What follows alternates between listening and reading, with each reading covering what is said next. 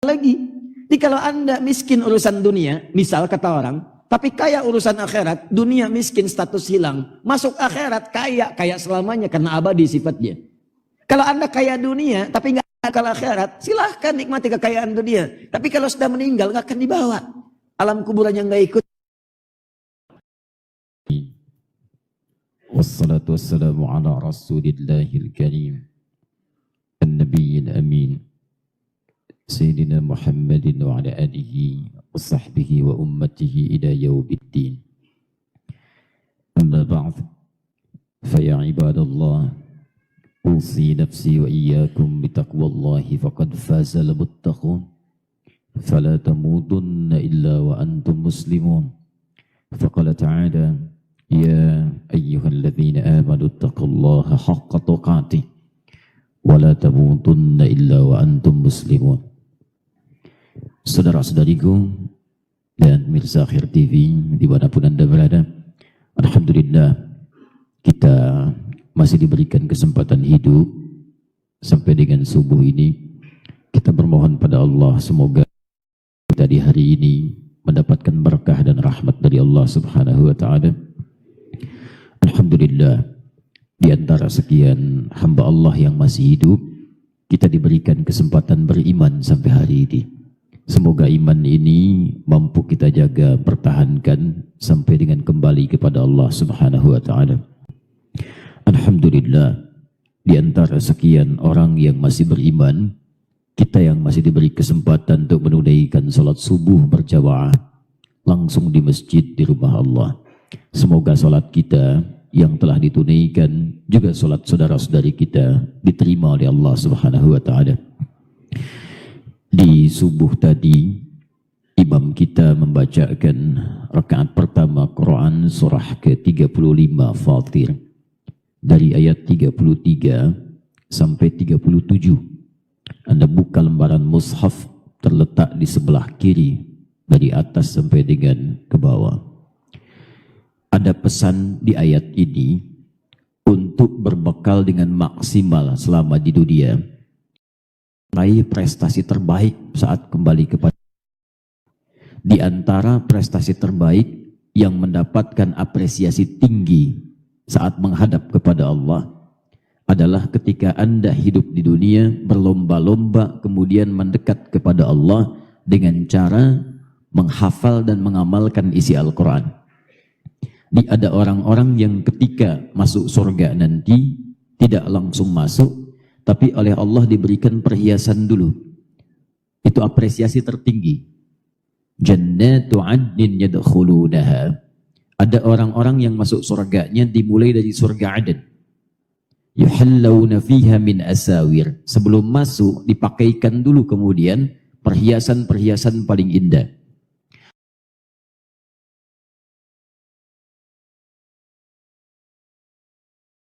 Kalau Anda baca hadis At-Tirmidzi nomor hadis 2915, itu bukan sekedar perhiasan.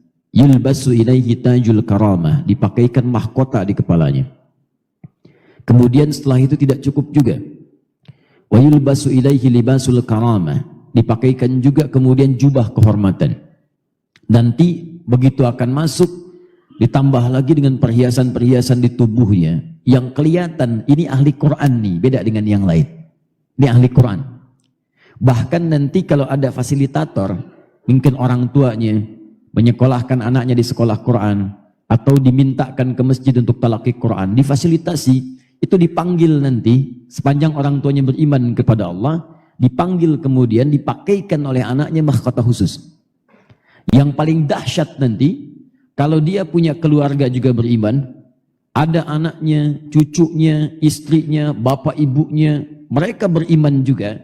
Nanti anak ini yang ahli Quran, itu akan dijadikan oleh Allah pemimpin keluarganya ke surga, itu diparadekan lewat semua pintu surga sampai ke surga tertinggi. Tiga sama ayatnya sama persis dengan Quran surah Fatir ayat 33 ini. Di sana jannatu adnin yadkhulunaha, di Quran surah Ar-Ra'd ayat 23-nya juga jannatu adnin yadkhulunaha. wa man salaha min abaihim wa azwajihim wa dzurriyyatihim. Nanti ada orang-orang masuk ke surga Aden ini, lewat surga Aden, dia menggandeng bapak ibunya. Jadi bapak ibunya tuh digandeng, diapit begini. Kemudian ada pasangannya, kalau suami gandeng istri, kalau istri gandeng suami. Dan wa dzurriyyatihim, ada aulad, ada dzurriyyah, itu beda. Aulad itu anak. Jadi begitu Anda misalnya melahirkan istri, ya, punya anak. Tapi kalau dzurriyyah, anak, ada anak lagi, ada anak lagi, ada anak lagi, sampai yang terakhir. Itu semua mengikuti, kemudian diparadekan. Wal malaikat yadkhuluna alaihim min kulli babin. Salamun alaikum bima sabartum. Dan diparadekan, disambut oleh semua malaikat berdiri di pintu surga, mengucapkan selamat. Kata para malaikat, salamun alaikum bima sabartum. Selamat.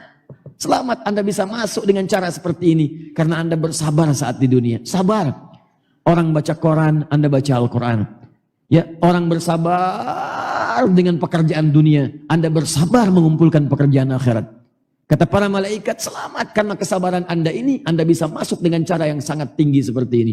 Bahkan yang paling hebat, tiba-tiba ketika mendapat sambutan itu, teruskan ke ayat 34-nya. Ya, di surah Fatir tadi. Alhamdulillahilladzi adhaba 'anna al-hazan. Dijawab kemudian oleh para penghafal itu. Sambil terharu mereka mengatakan, ya Allah. Makanya imam kita menangis tadi.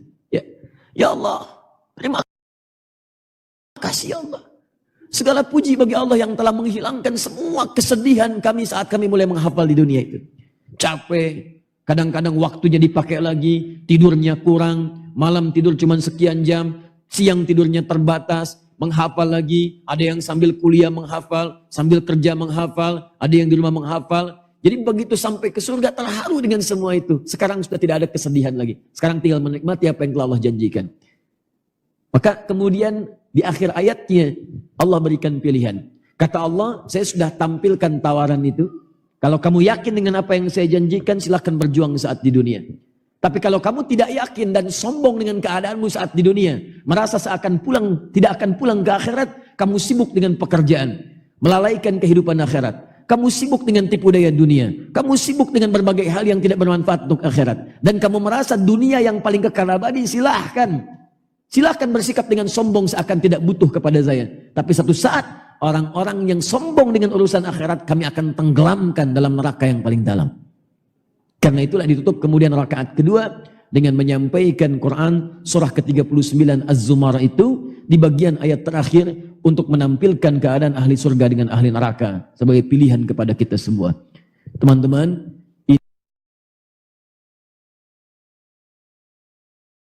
ini saya buka dengan menyampaikan apa yang telah tadi kita dapatkan dalam kesempatan subuh untuk meneguhkan hati kita bahwa kita hidup di dunia ini tidak abadi, sifatnya sementara.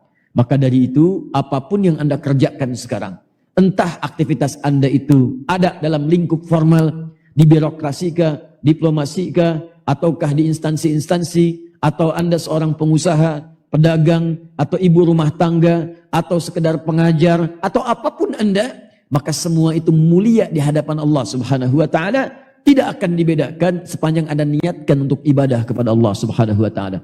Ingat pesan saya ini, Al-Quran menegaskan rizki kita itu sudah teratur. Anda mau kerja apa pun selama baik, rizki kita akan datang. Tidak akan menambah rizki, tidak akan menguranginya. Tapi yang belum jelas, itu surga kita. Karena itu cita-citakan dari sekarang, mudah-mudahan kita wafat dalam keadaan husnul khatimah. Baik, dan ini adalah bagian dari ikhtiar kita untuk mendapatkan nilai-nilai pahala di sisi Allah. Kita akan coba untuk belajar memaksimalkan tuntunan syariat kita. Pada kesempatan subuh ini, kita akan teruskan materi kita seputar fiqh ikhtilaf. Fiqh artinya paham, artinya mengerti. Karena itu dalam tuntunan syariat, ilmunya disebut dengan fiqh. Kalau mendekat kepada Allah, ya, memahami kemudian sifat-sifat Allah, memahami kemudian ketentuan Allah, ilmunya disebut dengan tauhid. Ya, tauhid itu artinya mempelajari hal terkait dengan Allah sehingga bisa menyatakan hanya Allah Tuhan yang esa. Dari kata wahada yuwahhidu tauhidan. Jadi kalau ada orang belajar tauhid semakin jauh dari Allah, berarti ada yang salah dengan cara belajarnya. Karena itulah kemudian persamaannya disebut dengan akidah. Dari kata aqada yaqidu aqdan aqidatan, sesuatu yang terikat kuat, sulit dilepaskan. Jadi kalau orang belajar akidah, maka hubungannya dengan Allah itu semakin kuat, sulit dilepaskan. Karena itu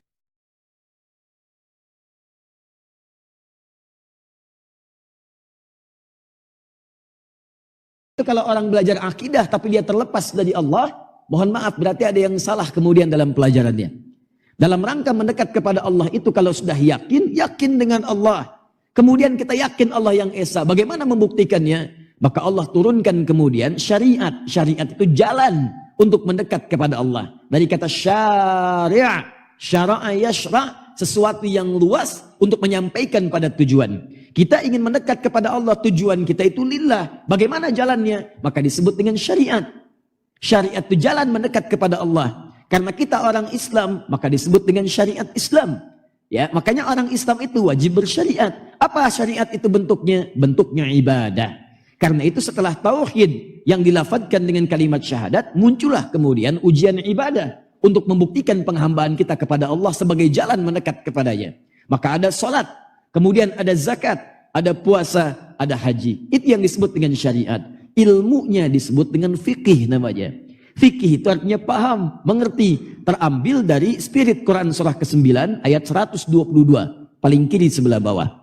Maka Allah sampaikan, وَمَا كَانَ الْمُؤْمِنُونَ لِيَنْفِرُوا كَافَّةً فَلَوْلَا نَفَرَ مِنْ كُلِّ فِرْقَةٍ مِّنْهُمْ طَائِفَةٌ لِيَتَّفَقَّهُوا فِي الدِّينِ. Fikih.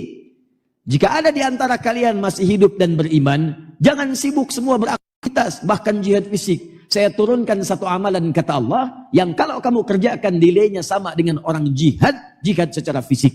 Jadi kalau Anda berangkat dengan mengerjakan amalan ini, status Anda naik dari seorang hamba jadi mujahid. Kalau Anda wafat di pertengahan, Anda syahid. Apa amalan itu? Tafaqquh fiddin. Amalan itu adalah belajar tentang syariat agama. Inilah yang sedang kita lakukan di subuh ini. Ini bukan main-main nih Pak, Bu. Bukan main-main nih. Apa yang kita kerjakan sekarang? Ini kalau dilihat ayat Qurannya, ini kita sedang jihad ini. Ya, jadi jangan dipahami jihad itu selalu identik dengan peperangan fisik, tidak. Ada amalan-amalan yang senilai. Perempuan yang tengah melahirkan, itu jihadnya. Ibu yang merawat anaknya, itu jihadnya. Suami yang sedang mencari nafkah, diniatkan karena Allah, dia sedang berjihad itu. Kalau dia wafat dalam pencarian nafkah, dilakukan karena Allah, syahid itu. Kalau benar dia caranya mencarinya. Sama dengan kita menuntut ilmu sekarang, ayatnya turun langsung, jihad. Tapi jihad yang bagaimana yang dinilai sebagai jihad? Jika dalam pelajaran itu kita niatkan karena Allah untuk memahami syariat. Makanya belajar syariat itu sampai paham, mengerti. Supaya kita bisa menunaikan dengan baik. Dari situlah ada istilah fikih salat, bukan ilmu salat. Ada istilah fikih zakat, tidak ilmu zakat. Silahkan Anda cari buku tentang salat, ingin belajar. Pasti babnya fikih salat. Kalau ilmu masih umum, kalau fikih spesifik, paham, mengerti. Fikih salat, belajar salat sampai paham. Fikih zakat, belajar zakat sampai mengerti. Fikih haji dan umrah, pelajari sampai paham. Kenapa ini penting disampaikan? Karena banyak orang menunaikan salat sampai detik ini, tapi tidak paham, tidak mengerti apa yang dibaca dan dilakukan dalam salatnya. Coba jujur pada diri Anda. Setelah ribuan kali ruku dan sujud sampai dengan detik ini dari pertama salat, berapa persen bacaan salat yang Anda pahami? Jangan-jangan sampai subuh tadi ruku nggak ngerti yang dibaca. Sujud tidak paham apa yang diungkapkan. Bagaimana bisa khusyuk salatnya kalau demikian? Anda pekerjaan dunia aja sampai kursus, training untuk memahami pekerjaannya. Training, kursus, stadium general, ikut studi banding supaya paham pekerjaan dunia. Sifatnya sementara. Begitu dapat kerja, meninggal. Oh, apa yang Anda bawa? Urusan akhirat lagi, nggak ada meninggal lagi. Jadi kalau Anda miskin urusan dunia, misal kata orang, tapi kaya urusan akhirat, dunia miskin status hilang. Masuk akhirat kaya selamanya karena abadi sifatnya. Kalau Anda kaya dunia, tapi nggak akal akhirat, silahkan nikmati kekayaan dunia. Tapi kalau sudah meninggal, nggak akan dibawa. Alam kuburan yang nggak ikut.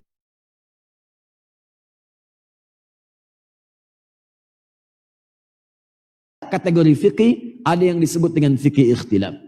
Fikih ikhtilaf itu memahami tuntunan-tuntunan dalam syariat yang dalilnya tidak satu, contohnya beragam.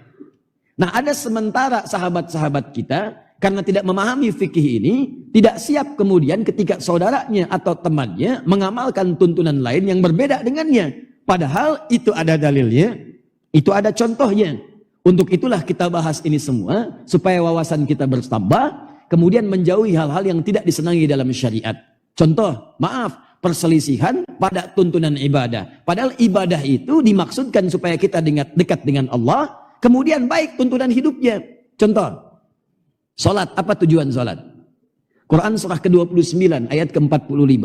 Innas salata tanha 'anil fahsya wal munkar. Salat itu tujuan utamanya diantaranya mencegah perbuatan keji dan mungkar. Fahsya, sesuatu yang diingkari oleh nafsu kita, oleh hati kita. Sumbernya nafsu dalam faraj kita. Hati-hati, porno aksi, pornografi, LGBT, ya transgender, macam-macam itu fahsya namanya, kata-kata jorok. Jadi mustahil ada orang sholat itu bisa berkata-kata kotor. Kalau orang tidak sholat kata-katanya jorok karena dia nggak sholat. Tapi kalau antum sholat kata-katanya kotor, ada yang salah dengan sholatnya. Pandangan yang tidak bagus, lihat gambar-gambar yang tidak elok, video-video kemudian yang tidak serono, itu bagian dari fahsya. Jadi kalau antum misalnya sholat tiap waktu yang ditentukan sholat, tapi kemudian masih mudah melihat hal yang dilarang oleh Allah, ada yang salah dalam sholatnya. Ya, jadi kalau orang sholat itu seketika begitu dia melihat sesuatu yang salah, tutup palingkan. Ya, dan tidak lama nutupnya. Begitu ditutup, tutup. Apa tadi ya? Mungkar, segala yang diingkari oleh hati, sumbernya nafsu perut dan akal. Maaf, berbohong itu mungkar, mencuri mungkar, korupsi mungkar, berselisih itu mungkar, saling mencela itu mungkar. Jadi mustahil ada orang sholat itu berselisih. Ini kan aneh, baru pada sholat tiba-tiba berselisih. Aneh ini. Kemudian saling mencela. Yang satu pakai bismillahnya jar. Bismillahirrahmanirrahim. Yang satu silent. Kayak imam kita tadi. Alhamdulillahi rabbil alamin. Yang satu gak pakai sama sekali. Alhamdulillahi rabbil alamin. Kok bisa begitu ya? Yang satu rakaat pertama dikeraskan. Bismillahirrahmanirrahim. Selanjutnya nggak dibaca. Kalau Anda belajar fikih, paham, ikhtilaf. Kenapa bisa berbeda ini bacaannya? 4. Lalu Anda telusuri sampai dalilnya masuk ke masa Nabi. Ditemukan kemudian referensinya. Maka Anda paham. Oh, dia jahar karena begini. Keras karena seperti ini. Oh, sirnya karena begini. Oh, tidak dibaca karena ini alasannya. Kenapa Nabi kerjakan itu? Karena situasinya begini. Maka Anda akan mengerti. Oh, dia saudara saya mengerjakan dengan jahar. Saya sir karena alasan kita sama-sama bersambung pada Nabi. Dan kita lihat ada dalilnya. Tapi kalau Anda tidak belajar fikih ini, maka muncullah kemudian situasi yang tidak diinginkan. Yang satu sir, yang satu jahar. Maka kemudian ketika yang satu jahar, yang satu sir, Bismillahirrahmanirrahim. Jahar. Yang sir belum belajar. Wah. Ini bismillahnya dari mana asalnya ya? Kenapa bisa jahar? Bid'ah ini. Disinilah teman-teman sekalian. Kadang-kadang kita mendapati hal yang tidak kita inginkan. Berlanjutlah kepada sifat perselisihan. Ada sikap saling celak dan macam-macamnya. Inilah yang coba kita selesaikan melalui pembahasan fikih ikhtilaf. Pada rangkaian pendahuluan bab salat telah kita tuntaskan sampai istifta. Hari ini kita akan masuk pada pembahasan ragam ikhtilaf dalam bacaan Al-Fatihah, khususnya dalam salat. Hari ini khusus saya bawakan satu kitab, yang kitab ini sangat bagus. Di sini cara menyusunnya, ini Masya Allah, cara menyusun kitab ini tuh ditampilkan dulu persoalannya, kemudian semua dalilnya. Ada berapa pendapat, dalilnya apa. Setelah disebutkan dalil, kemudian dibandingkan satu dengan yang lainnya, baru diberikan kesimpulan mana kira-kira yang paling kuat, dan pada ujungnya memberikan Anda kesempatan untuk memilih apa yang paling nyaman untuk Anda amalkan.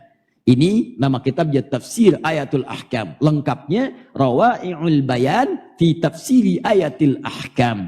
Karangan Imam Ali As-Sabuni, ya orang Syria yang sekarang tinggal di Saudi. Ini adalah gambaran kitabnya. Ini masih asli, masih bahasa Arab. Ya. Dan ini diterjemahkan ke dalam bahasa Indonesia, sudah banyak menyebar. Jadi Anda tinggal bisa bacakan nanti sesuai dengan referensinya. Ini kita simpan dulu, kalau nanti ada waktu kita bacakan. Sekarang kita masuk pada pembahasan utamanya. Saya coba rangkum dan coba kita tampilkan dengan baik. Ini saya bawa supaya ada yang tidak menduga, supaya tidak ada yang menduga kalau kita menyampaikan pendapat pribadi. Nanti kita lihat rujukannya. Bismillahirrahmanirrahim. Pembahasan kali ini ikhtilaf dalam rangkaian fikih salat bab Al-Fatihah. Dari belakang itu agak gelap, kelihatan ini? Kelihatan, hebat. Cuman di Bumi Panyewangan belum saya tulis sudah kelihatan, ya. Depan aja nggak kelihatan, belakang kelihatan. Jangan-jangan belum saya jelaskan udah paham dia. Pulang yuk. Baik, bismillah. Rangkaian ikhtilaf dalam fikih salat. Ya, kita masuk pada pembahasan bab Al-Fatihah. Yang kita bahas, insya Allah nanti kita bacakan kembali. Bagi yang tak nampak nanti kita bacakan. Yang penting suaranya terdengar insya Allah. Pembahasannya nanti kita akan lihat. Satu, kita akan lihat seputar bacaan Fatihah dari Nabi Sallallahu Alaihi Wasallam. Seputar bacaannya dulu. Yang kedua, latar belakang atau sebab nanti turunnya kalimat Bismillahirrahmanirrahim tentang lafaz basmalah.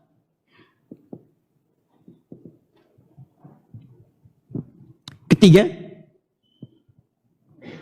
kita akan masuk pembahasan ragam bacaan Al-Fatihah setelah kemudian turunnya basmalah. Ya. Ragam bacaan Al-Fatihah. Yang ketiga, setelah ini selesai, masuk bahasan yang keempat. Ini yang paling penting. Rahasia di balik Al-Fatihah. Karena ada beberapa keistimewaan sampai menjadi nama Al-Fatihah. Nah, ini sebagian orang sibuk kemudian memperdebatkan cara baca basmalah dalam Al-Fatihah, tapi kemudian abai untuk mendapatkan rahasianya. Padahal kalau kita dapatkan ini, itu langsung dijanjikan oleh Allah melalui lisan Nabi di hadis qudsi. Begitu Anda sampai bacaan pada satu ayat tertentu di Al-Fatihah, kata Allah, apapun yang kamu minta sekarang aku akan kabulkan. Ya, nanti kita akan lihat. Bagian kelima, terakhir, kita masuk ke dalam esensinya dalam bahasan fikih ikhtilafnya. Bagaimana menyikapi ragam bacaan yang mungkin berbeda kita dapatkan. Sikap dalam fikih ikhtilaf.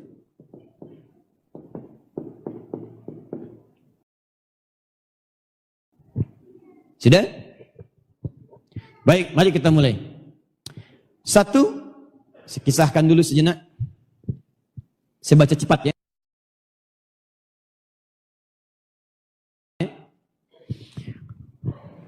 Nabi sallallahu alaihi wasallam dalam hadis-hadis yang sahih yang sampai kepada kita. Misal kita lihat di hadis riwayat Muslim nomor hadis 394 sampai 395. Kemudian di Al-Bukhari nomor hadis 756. Itu di awal-awal masa beliau diperintahkan oleh Allah untuk menunaikan salat. Salat itu syariatnya diturunkan oleh Allah kepada Nabi 1 tahun sebelum hijrah ke Madinah.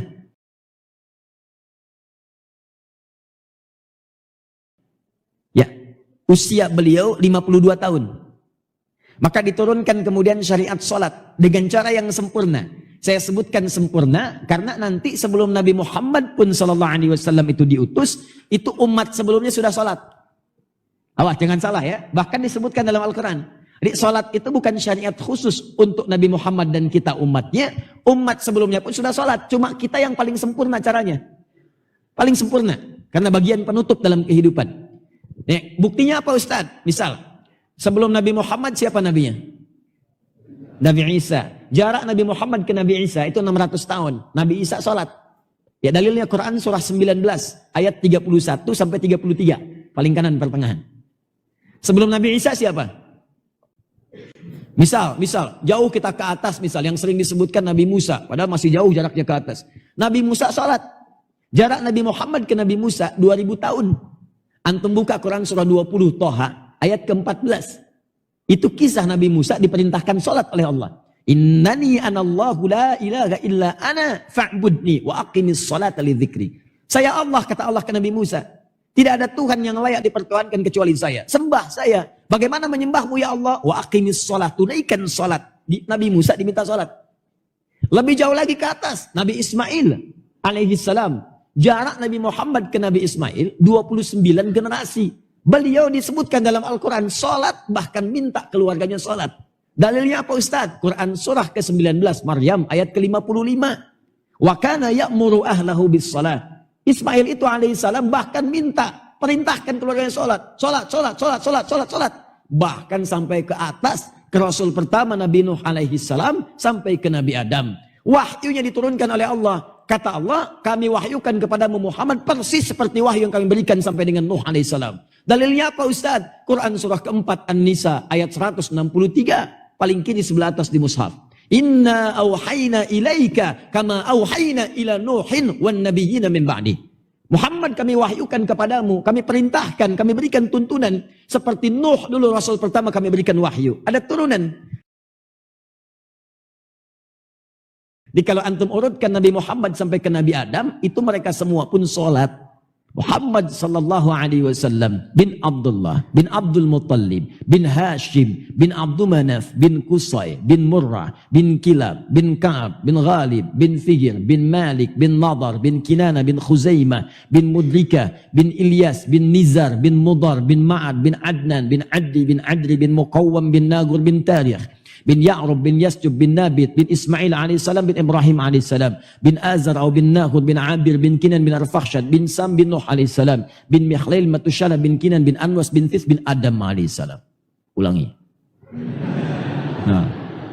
Nah, itu semua salat. Nah, saya mau katakan begini, semua nabi, rasul yang surganya jelas, dijaga dari salah, masuk surga tanpa hisab. Surga tingkat paling tinggi, masih sholat. Dan minta keluarga sholat. Antum siapa? Nabi bukan, Rasul bukan. Surga sampai sekarang belum jelas. Hisab menegangkan, amalan masih berantakan. Gak mau sholat. Sehat Fernando. Hah? Kan aneh gitu Nabi aja sholat, masa antum gak sholat? Nabi tahajud. Yang sudah jelas surganya tahajud sampai kaki bengkak. Al-Bukhari nomor hadis 2008. Antum bukan nabi. Bangun malam nonton bola. Bangun mata bengkak. Cita-citanya surga Firdaus. Sama nabi lagi. Itu bandingannya. Tayyib. Nah, saat Nabi diperintahkan sholat ini ada yang istimewa yang tidak diturunkan pada bagian-bagian sebelumnya. Apa itu? Dalam sholatnya kemudian diturunkanlah Al-Fatihah sebagai bacaan. Dalam diturunkannya ini dalil-dalil yang nampak pada periode Mekah dan pada awal-awal hijrah ke Madinah, itu dalilnya Al-Fatihah dimulai dari Alhamdulillahi Rabbil Alamin. Apa di antara dalilnya? An Anas bin Malik radhiyallahu taala anhu haddatsana qala Rasulullah sallallahu alaihi wasallam. Disampaikan kepada kami, kemudian diteruskan dari Rasulullah sallallahu alaihi wasallam.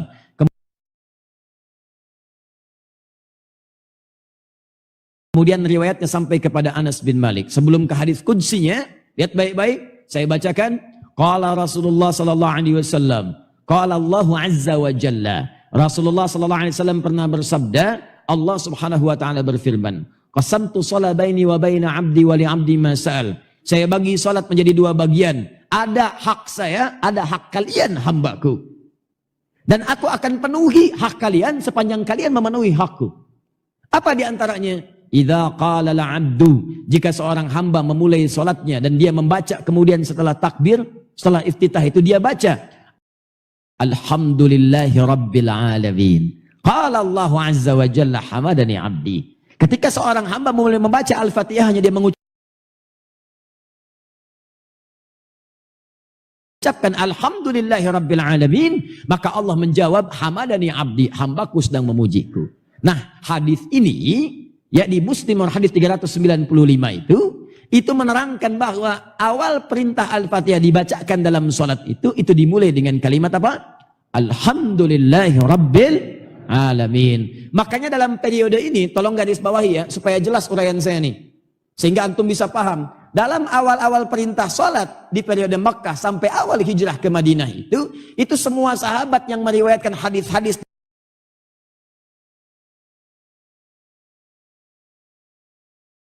di periode ini, itu semua mengatakan kompak. Saya sholat di belakang Nabi, saya sholat di belakang Abu Bakar, saya sholat di belakang kemudian Umar, saya sholat di belakang Uthman, saya sholat di belakang Ali. Dan mereka membaca kemudian Alhamdulillahi Rabbil Alamin, Ar-Rahmanir Rahim, Maliki Yaumiddin. Jadi periode awal Al-Fatihah ketika dibacakan dalam sholat itu, maka hadis-hadis yang menunjukkan kalimat dimulai dari apa? Alhamdulillahi Rabbil Alamin. Satu. Dia antum paham nih sejarahnya itu di mana? Kapan dibacakan dengan itu? Ustadz, kan 7 Ustadz ayatnya. Walaqad atainaka sab'an sesuatu sampaikan kepada umat sebelumnya. 7 ayat yang diulang-ulang. 7 ayat yang diulang-ulang. Itu yang dimaksud Al-Fatihah. Sepakat semua ulama. Ustadz, kalau dari Alhamdulillah ngitungnya bagaimana?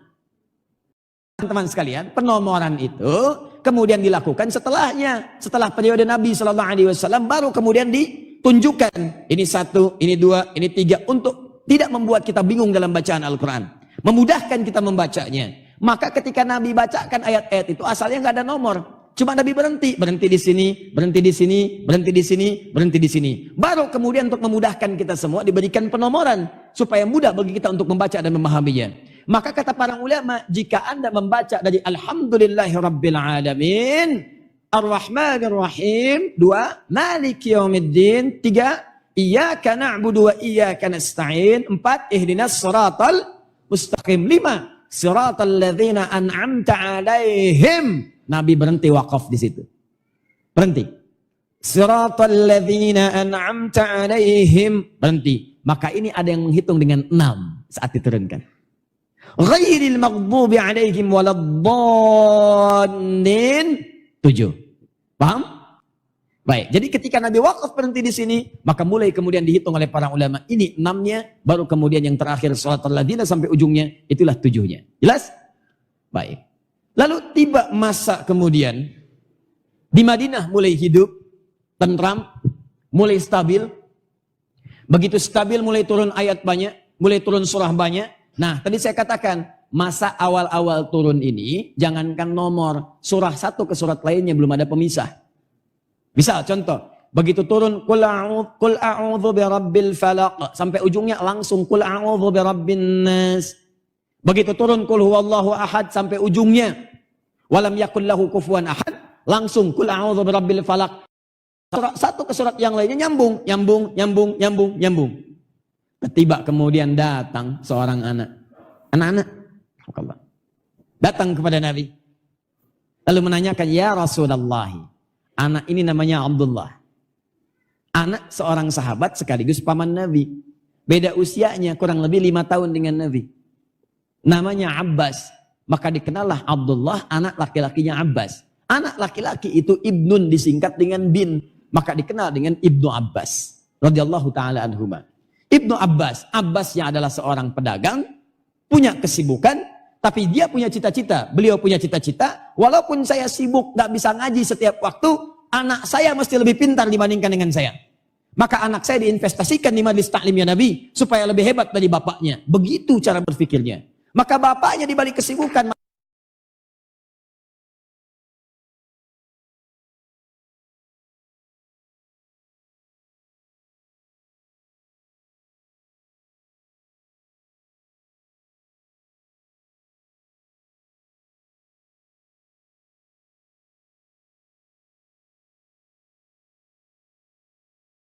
ustadznya siapa, manfaatnya apa, datangi. Punya capaian minimal saat meninggal, apalah 1 hadis. Hafal 100 ayat. Beda, lahir belum hafal ayat, pulang bawa ayat. Lahir belum tahu hadis, pulang bawa hadis. Sehingga ketika berjumpa dengan Rasulullah SAW, kita punya kebanggaan. Dia begitu menghadap Rasulullah, ya Rasulullah, Masya Allah, saya berusaha mencari bekal bertemu dengan Anda. Saya hafalkan hadis-hadis Anda. Nah, ini apa yang Anda banggakan di hadapan Nabi ketika yang lain bawa ribuan hadis, Anda bawa apa? Saya datang cuma bawa cinta ya Rasulullah. Wow. Yang lain juga cinta. Paham? Jadi ketika disimpan di majlis Nabi, maka beliau punya kecintaan dengan Nabi. Padahal usianya masih dini saat itu, masih kecil. 2 tahun, 3 tahun dari bawah. Maka anak-anak itu kosong. Antum isi apa, disitulah ada benaknya. Diisi dengan keislaman, lihat ustadz, lihat orang-orang baik, maka kebaikan akan meresap pada jiwanya. Cetakannya itu terserah antum, mau dicetak bagaimana, lingkungan memengaruhi. Antum hadirkan lingkungan sekitar yang mendukung pada permainan, main dia. Main. Kasih tayo, keluar mulutnya, ya tayo, gitu kan. Kasih tobot, diapalin, tobot X, tobot Y, tobot W, dan seterusnya. Silakan. Ya kasih robokar, hafal ya, robokar poli, robokar embers, heli, dan seterusnya. Ya, jadi hafal semuanya. Masuk. Termasuk kalau antum suruh main pun ke masjid, main dia. Di mana sih ada ini? Susah diaturnya. Main sana ke masjid, ya main. Bapaknya nyuruh main. Tapi kalau antum perkenalkan dengan kebaikan, datang, kenalkan masjid, kenalkan saf dan sebagainya, maka mulai dia ibadah. Seperti itulah Abbas mendidik anaknya. Main di masjid. Mainnya adalah main di majlis taklim, main mengamati kebiasaan Nabi SAW. Sehingga beliau punya kebiasaan mendekat kepada Nabi sampai ketika remajanya itu selalu kritis dan ingin bertanya kepada Nabi SAW. Nabi wafat usianya masih 13 tahun. Jadi begitu Nabi wafat usia 13 tahun. Bapaknya hafal 200 hadis. Anaknya hafal 2000 hadis. Tuh. Pasti seperti itu Pak. Bapak kalau belum hafal Quran, anaknya mesti hafal. Anak pertama belum, anak kedua. Anak kedua belum, anak ketiga. Visinya begitu. Dia harus lebih baik daripada orang tua sebelumnya. Antum siapkan, karena tantangan anak itu lebih tinggi daripada antum sekarang. Lihat, Hana melahirkan Maryam. Maryam lebih baik daripada Hana. Maryam melahirkan Isa. Isa lebih baik daripada Maryam dengan kakek neneknya. Demikian kita begitu. Antum belum hafal, anak pertama hafal Quran. Anak kedua siapkan hadis. Anak ketiga fikihnya. Jadi kalau antum punya masalah di rumah enak. Ini ada masalah begini nih. Kakak, apa ayatnya? Bacakan ayatnya. Ada di mana? Surat sekian, ayat sekian. Nomor ayatnya sekian. Posisi paling kanan, agak sedikit ke bawah. Bawahnya agak mojok. Ya. Langsung selesai. Apa ada hadisnya? Hadisnya qala Rasulullah SAW. Tersebut di kitab nomor sekian, cetakan sekian, ada di sekian. Adek bungsu, apa hukum fikihnya? Hukum fikihnya gini. Terdapat di kitab 4 mazhab. Kata Imam Abu Hanifah begini, Imam Malik begini, Asy-Syafi'i begini, Imam Ahmad begini. Lengkap sudah. Pengajian kosong. Majlis taklim itu kosong karena udah selesai semua di rumah. Nah, kata Ibnu Abbas datang kepada Nabi, ya Rasulullah, wahai Rasulullah, apakah Allah tidak menurunkan satu ayat yang memisahkan satu surah dengan surah-surah yang lainnya? Apakah Allah tidak menurunkan satu ayat yang memisahkan satu surah dengan yang lainnya? Karena saya khawatir nanti ada umat tidak mengetahui kalau surat yang satu itu beda dengan yang lainnya karena belum ada pemisah. Kalau tidak ada pemisahnya, nanti orang setelah baca Al-Ikhlas, baca Al-Falaq, dikira kalau yang belum tahu dikira Al-Falaq itu bagian Al-Ikhlas. Karena tidak ada pemisah. Begitu walam yakun lahu kufuwan ahad qul a'udzu birabbil falaq. Apa pemisahnya? Wah, tajam tuh nalarnya. Maka ketika bertanya demikian, fasakata, maka beliau diam sejenak, maka turunlah kemudian Allah turunkan Bismillahirrahmanirrahim. Saya ulang, Bismillahirrahmanirrahim.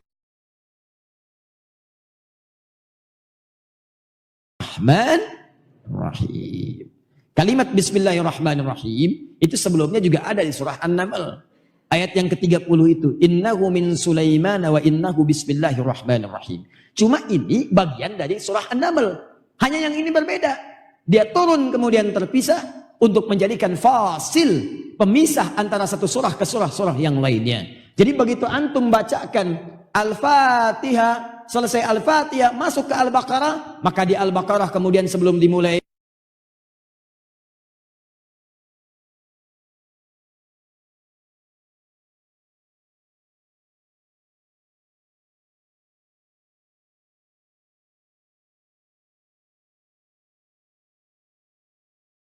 sendiri, nulis sendiri, ngapus sendiri. Panitia mah tinggal nunjuk di atas. Alhamdulillah. Bismillah.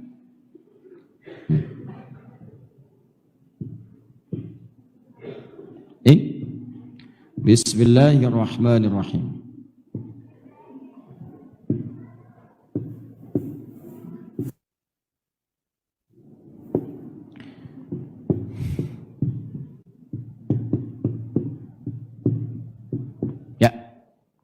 Maka turun kemudian Bismillahirrahmanirrahim. Maka setelah ini turun, antum nampaklah kemudian dalam mushaf bahkan sepeninggal Nabi SAW, setiap ada surah-surah itu, maka di depannya dituliskan di awalnya kalimat atau ayat Bismillahirrahmanirrahim. Masuk Al-Baqarah, Alif Lam Mim. Selesai Al-Baqarah ayat 286, masuk Ali Imran, Bismillahirrahmanirrahim, Alif Lam Mim. Masuk lagi ke An-Nisa, Bismillahirrahmanirrahim, Ya ayyuhan nasuttaqu. Terus kemudian sampai dengan akhir surah, hanya ada satu surah yang tidak dibuka dengan Bismillahirrahmanirrahim, yaitu surah yang ke-9, dikenal dengan Al-Bara'ah atau disebut juga dengan At-Taubah. Ustadz, kenapa surah ini tidak diawali dengan Bismillahirrahmanirrahim? Karena Bismillahirrahmanirrahim itu mengandung nilai kasih dan sayang. Ar-Rahman, sifat sayang Allah dalam urusan dunia. Yang apapun yang antum minta, Allah akan berikan. Nanti saya akan terangkan rahasia di balik kalimat ini ketika masuk pada bagian yang terakhir. Jadi ini sifat Rahman. Antum butuh apa dunia? Allah kasih. Bahkan hebatnya tadi malam saya terangkan, ya, ada orang yang belum minta sudah diberi. Tergantung bagaimana kedekatannya dengan Allah. Rahim itu sifat Allah, sifat kasihnya saat di akhirat. Untuk memberikan surga bagi orang-orang beriman. Dan itu pun lebih dekat apa antum dengan Allah itu menentukan nanti kualitas surganya. Semakin dekat, semakin indah lagi surganya. Jadi ini Rahman dengan Rahim itu nilai sayang. Sedangkan surah ke-9 At-Taubah atau Al-Bara'ah, itu surah membuka tentang izin perang. Diizinkan turun dalam situasi perang. Sedang perang, Islam diserang sana sini. Bagaimana syariat Islam? Muncul, bela Islam. Bela negara, bela agama, bela bangsa.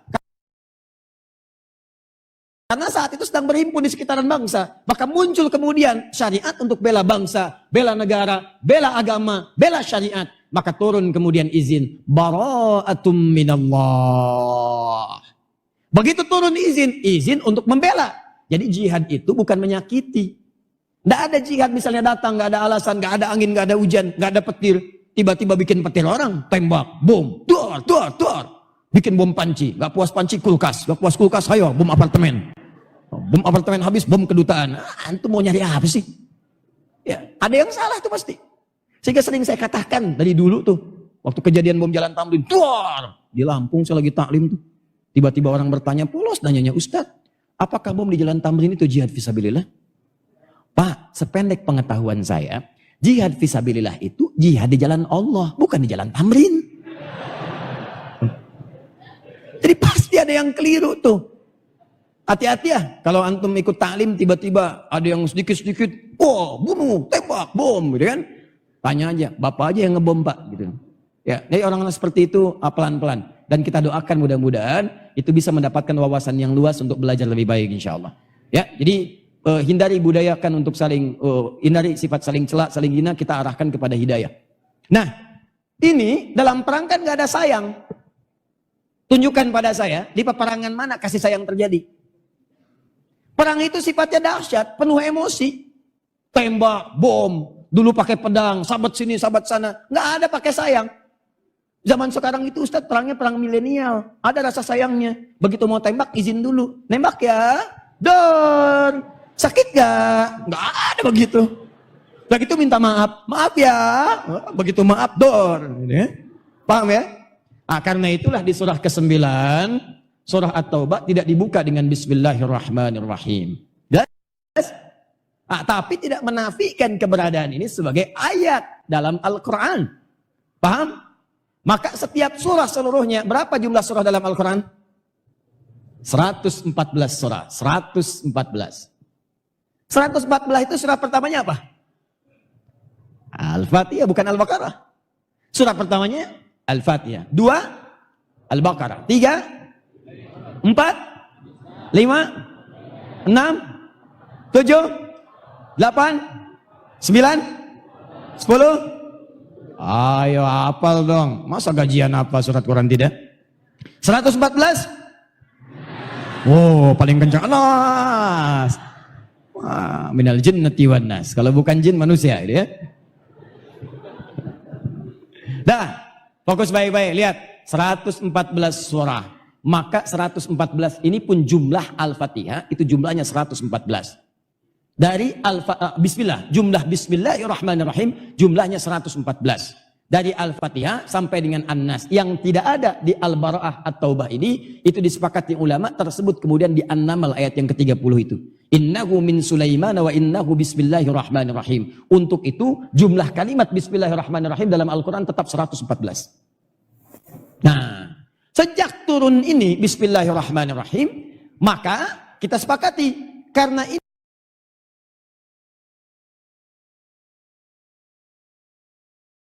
ini menjadi pembuka setiap surah, dan Al-Fatihah pun surat pertama dalam Al-Quran.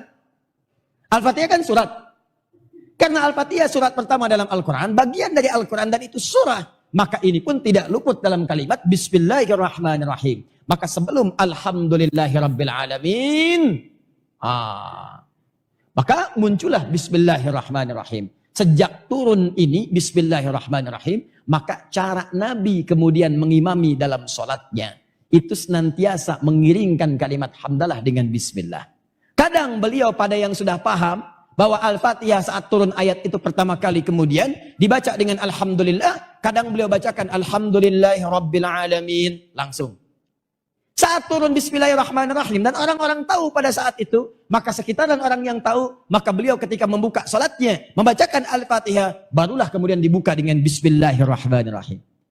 Bismillahirrahmanirrahim. Alhamdulillahirabbil alamin. Sejak turun ayat bismillahirrahmanirrahim ini, maka bacaan Al-Fatihah beliau dimulai dengan apa? Bismillahirrahmanirrahim. Jelas?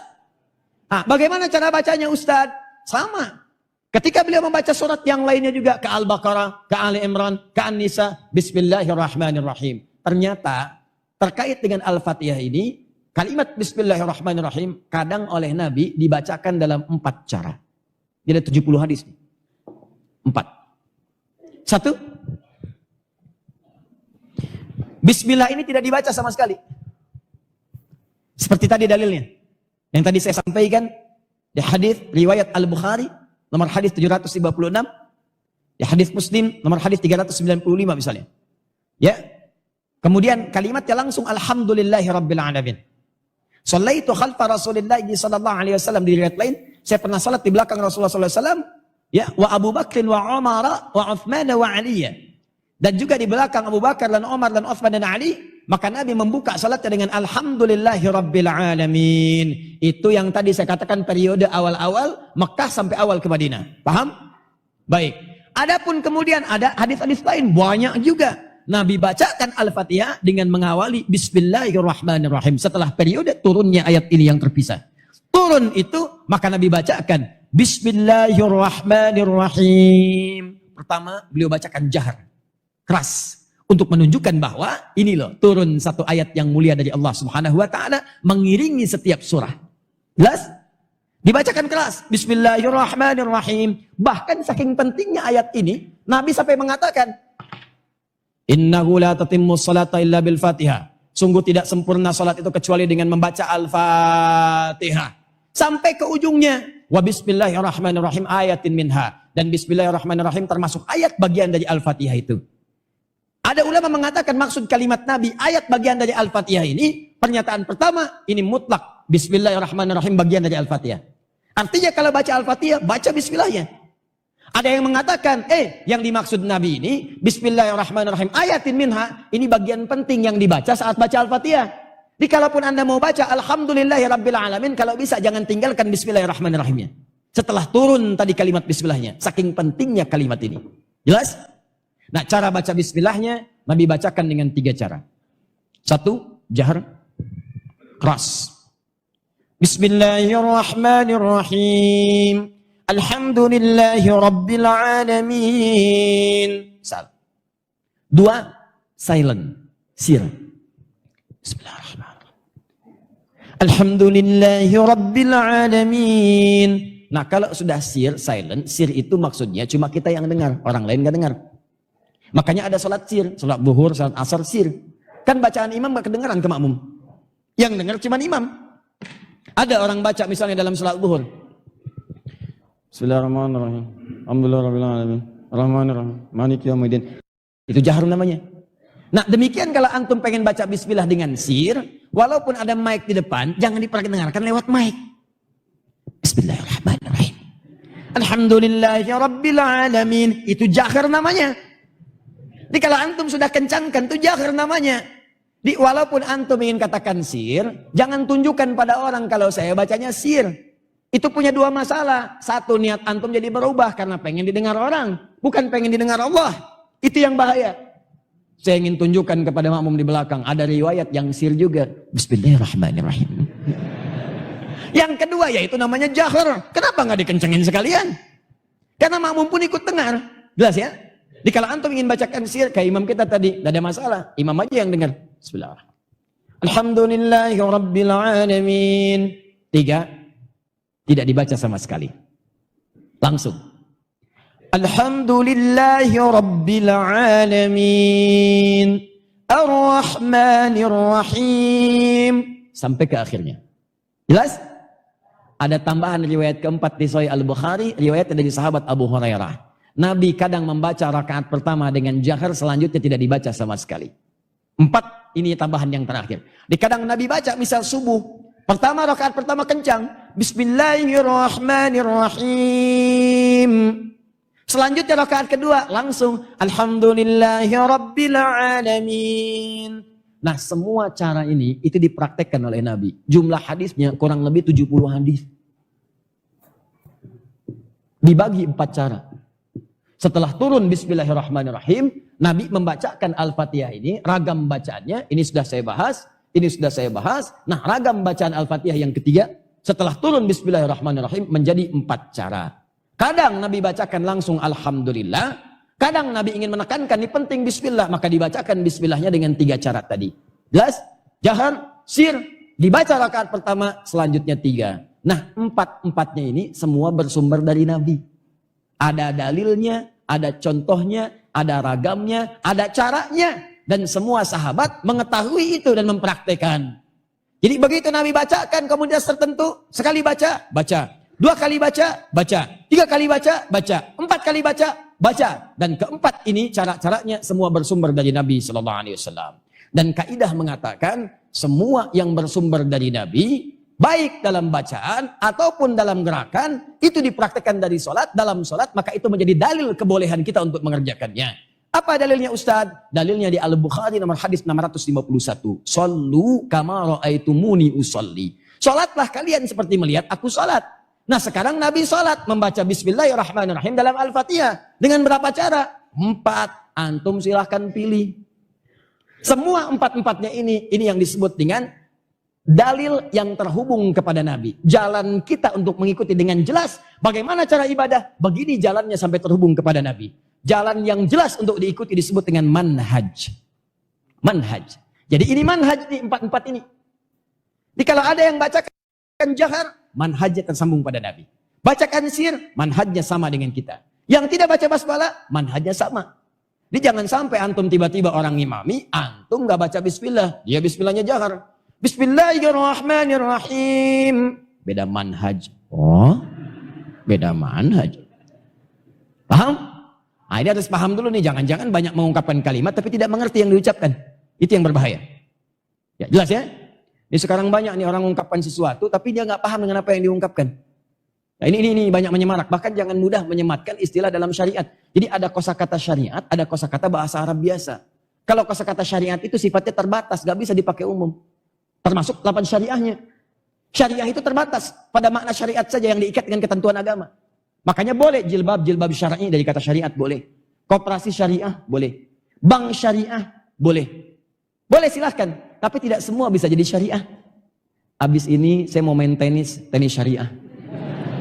Apa itu? Serpennya pakai bismillah. Bismillah.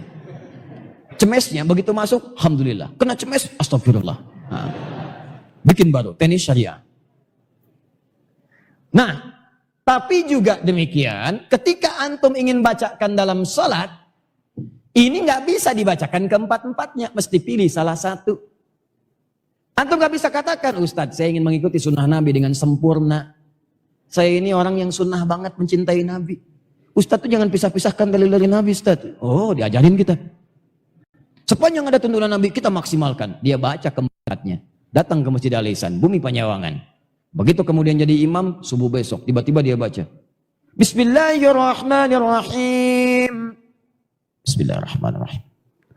Tidak dibaca sama sekali. Gak bisa. Anda mesti pilih salah satu untuk membacakan ini. Begitu Anda memilih salah satu, maka ungkapan orang Arabnya begini. Ma dhahaba ilaihi. Pilihan yang cenderung untuk diambil. Imma karena kemudahannya, imma karena kenyamanannya, atau memang ingin tambahan tertentu yang Anda inginkan. Maka silahkan. Ma dhahaba ilaihi. Pilihan yang saya ingin ambil. Karena kecenderungan saya ke situ milihnya. Maka orang Arab itu senang singkatan. Orang Arab senang singkatan juga. Cuman kalau singkatan orang Arab itu biasanya masih ada utuhnya. Kalau kita kan kalau disebutkan singkatan ujungnya aja. Ayo antum main bola misalnya.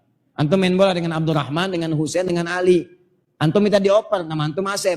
Kan? Begitu antum main, minta oper bola di Abdurrahman. Antum panggil, apakah sempurna Abdurrahman? Tidak. Man, oper. Lili, bagi. Man, oper. Di semua tuh ujungnya aja. Adi, di. Masya Allah. Masih ada? Mending sekarang ada singkatannya. Ya singkatan dari awal sampai ke depan. Disingkat satu huruf aja. Ustadz Adi Hidayat, Waha. Ustadz Abdul Somad, UAS. Ustadz Bakhtiar Nasir, UBN. Wah, Ustadz Yahya Kusmayanto, Uya. Ya, misal.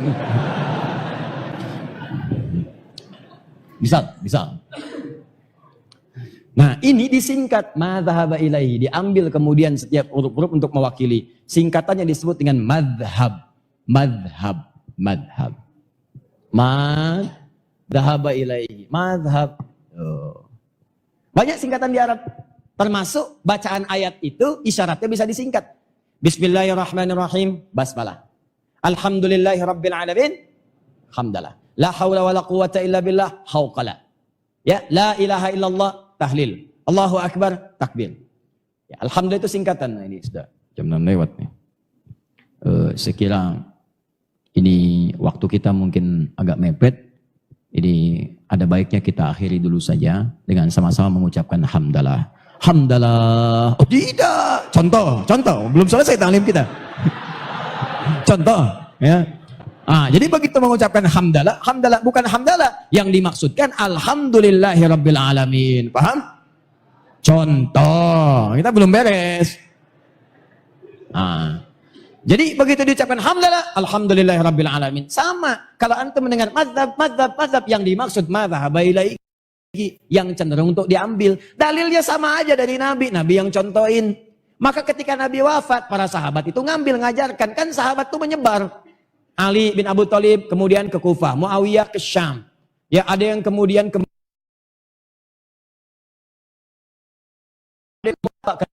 Nabi, cuman kan dipraktekkan harus satu oleh mereka. Maka diajarkan. Maka semua ajaran itu terangkum di masyarakat. Ketika itulah sampai ke tahun 2 Hijrah, abad 2 Hijrah. Di abad 2 Hijrah ini muncullah kemudian 4 bintang ulama. Bintang ini disebut bintang karena beliau berhasil menghafalkan tuntunan-tuntunan sampai ke Nabi sekaligus menuliskannya dalam kitab mereka. Di hafalannya terjaga dalam jiwanya dan bisa kemudian dicek lewat tulisannya. Jadi ada orang yang bisa menghafal tapi nggak bisa nulis. Ada orang bisa nulis tapi nggak bisa ngapal. Yang agak repot, ngapal susah, nulis gak bisa. Tuh. Tapi bisa ngasih fatwa, itu hebat. Saya suka bingung sama orang sekarang. Imam Al-Bukhari itu nulis Sahih Al-Bukhari 16 tahun. Setiap mau nulis satu hadis, sholat dulu di Mekah, kemudian disempurnakan di Madinah. Al-Bukhari menulis 16 tahun. Ada orang sekarang baru 16 hari udah mengeluarkan fatwa. 16 hari baca Al-Bukhari, tiba-tiba mengeluarkan fatwa. Maka hati-hati, fatwa itu begitu keluar, maka langsung tertuliskan pertanggungjawabannya di hadapan Allah Subhanahu wa taala. Ya. Sini. Siapa 4 orang itu? 1 Al-Imam Abu Hanifah An-Nu'man. Yang wafat tahun 150 Hijrah. Kedua Imam Malik bin Anas, lahir di Madinah, tinggal di Madinah, berkembang di Madinah, wafat di Madinah. Ya, lahir 93 Hijrah. Ketiga Imam Asy-Syafi'i, Muhammad bin Idris Asy-Syafi'i. Lahir di Gaza, di Palestina sekarang. Sampai berkelana, sampai ke Mekah kemudian ke Irak, sampai juga ke Madinah. Ya, belajar sampai ke Mesir. Sampai kemudian sekarang ditemukan makamnya juga di Mesir, masjidnya ada di Mesir. Ini Imam Asy-Syafi'i lahir 150 Hijrah. Keempat muridnya Imam Asy-Syafi'i, Imam Ahmad bin Hanbal. Imam Ahmad bin Hanbal. Dia juga bintang, hafal 1 juta hadis. Ya, kurang lebih. Imam Ahmad lahir 163 atau 164 Hijrah. Imam Ahmad bin Hanbal. Empat-empatnya bintang yang sangat luar biasa. Hafal tuntunan-tuntunan dan menuliskannya dalam kitab-kitab mereka. Khususnya yang 3 ini bagian dari fikih, ini spesialis di bidang hadis. Teman-teman sekalian, maka ketika mereka sudah mengetahui tentang hukum ini, mereka kemudian mengamalkannya juga. Cuma tetap kan harus pilih satu. Gak mungkin imam hebat, sebutkan keempatnya. Mustahil, pasti satu dipilih. Maka Imam Abu Hanifah, Imam Malik, 2 imam ini memilih langsung untuk membacakan Alhamdulillahirabbil alamin. Tidak menyertakan basmalah dalam Al-Fatihah. Jelas? Baik. Apa dalil? Saya ikuti. Pahalanya muncul di mana? Pahalanya mengikuti Nabi SAW. Di antum jangan kaget. Nanti kalau antum melihat riwayat-riwayat ini, maka antum temukan salatnya langsung membacakan Alhamdulillahirabbil alamin. Jelas? Imam Asy-Syafi'i, saya pengen mengikuti yang dari Nabi yang ada bismillahnya dan dijaharkan. Bismillahirrahmanirrahim. Ya, memang gak baca bismillah pun ada tuntunan Nabi, tapi saya pengen milih yang ini aja. Karena prinsip dalam mazhab Syafi'i itu sederhana. Kalau ada sesuatu yang berpahala, dengan ada yang dibacakan ada tambahannya, berarti ada tambahan pahala. Kalau ada tambahan pahala, kenapa kemudian saya harus meninggalkannya? Cara yang ini beda. Saya bukan gak mau dibacakan ada tambahan pahala, tapi mengikuti Nabi pun karena dalil yang lain ada pahalanya juga. Di cara berpikirnya sama, mendapatkan pahala. Cuman pilihannya menjadi berbeda ketika ditetapkan. Paham? Ini keras. Bismillahirrahmanirrahim. Imam Ahmad datang belakangan. Saya tengah-tengah aja dah. Ini udah ada. Maka saya berikhtiar mengambil kemudian yang silent, sir. Yang satu gak dibaca, satu dibaca kencang. Saya baca, tapi kemudian silent. Bismillahirrahmanirrahim. Alhamdulillahirabbil alamin. Maka gambaran bacaan bismillah tadi Rahman Rahim dirangkum oleh ulama-ulama besar ini dipraktekkan. Namanya ulama besar pasti dirujukan. Orang kan cari itu. Ini yang dikerjakan apa? Ini yang diamalkan apa? Diikutin. Karena tipikal masyarakat mengikuti tokoh-tokohnya. Sama dengan antum sekarang. Siapa yang antum jadikan rujukan? Antum ikuti perilakunya. Antum ikuti amalannya. Apalagi orang-orang hebat ini. Maka ini menyebar. Yang ini ke Irak. Yang ini di Madinah, yang ini sampai ke Mesir, yang ini juga dari Baghdad sampai kemudian juga menyebar secara singkat. Nah, pendapat-pendapat yang mereka kemukakan, cara ibadah mereka yang mereka pilih, cara ibadah yang dipilih disebut dengan madhab. Itu pun menyebar berdasarkan tempat-tempat mengajar mereka dan muridnya. Sekarang yang ini Abu Hanifah, pilihan-pilihan dan ajarannya ada sekitar Asia Selatan, India, Pakistan, Bangladesh, sampai juga ke arah Asia Timur, sampai ke Cina. Itu Hanafi. Di kalau antum misalnya ke Pakistan, ke India, maka ketika takbir Allahu Akbar, Alhamdulillahirabbil alamin, bismillah nggak dibaca. Jelas? Karena mengambil jalur riwayat dari yang ini. Imam Malik, ini beliau ini tinggal di Madinah, lahir di Madinah, tinggal menetap, tumbuh sampai dengan wafat. Mazhabnya sekarang menyebar di mana? Di Afrika Utara, Libya, Tunisia, Maroko, Aljazair, sampai nyebrang dikit ya ke Italia, yang Ronaldo ada di situ, di Juventus, kan? Right. Kemudian nyebrang lagi ke Spanyol, ya, yang Messi ada di situ, di Barcelona, ya. Kemudian lawannya Madrid kemarin.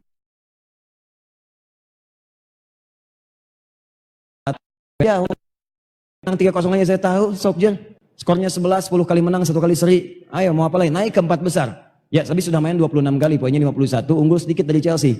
Chelsea baru main 25 kali, nanti main sebentar lagi nih. Bisa paham? Pertama Manchester City, kemudian Liverpool karena menang 2-0. Liverpool sebetulnya punya peluang unggul 7 poin kemarin. Cuman sayang 2 kali seri dia main, ya. Padahal Newcastle United sudah mengalahkan Manchester City. Newcastle United itu pelatihnya Rafael Benitez. Dulu pernah melatih Liverpool. Dan mati-matian tuh, cuma Liverpool yang bisa maksimalkan. Apa saya mau nanya apa? Ustadz nonton? Tidak. Nah itu yang beda. Kok bisa Ustadz nonton? Tidak, tapi bisa jawab. Saya baca. Sederhana. Untuk apa kita menghabiskan energi, waktu pada sesuatu yang kita bisa baca besok harinya?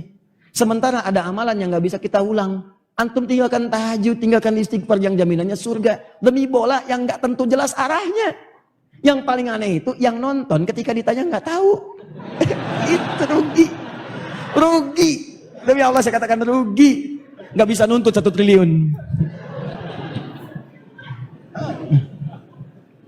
Berapa skor tadi malam? 3-0. Wih. Siapa gol pertama? Toing. Oh.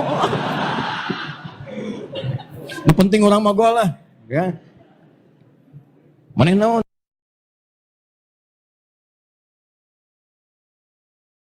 MU, mana? Liverpool. Oh, beda orang. Oh, nah tuh. Oh, sewa nih kaing. Oh, sewa nih yang siun.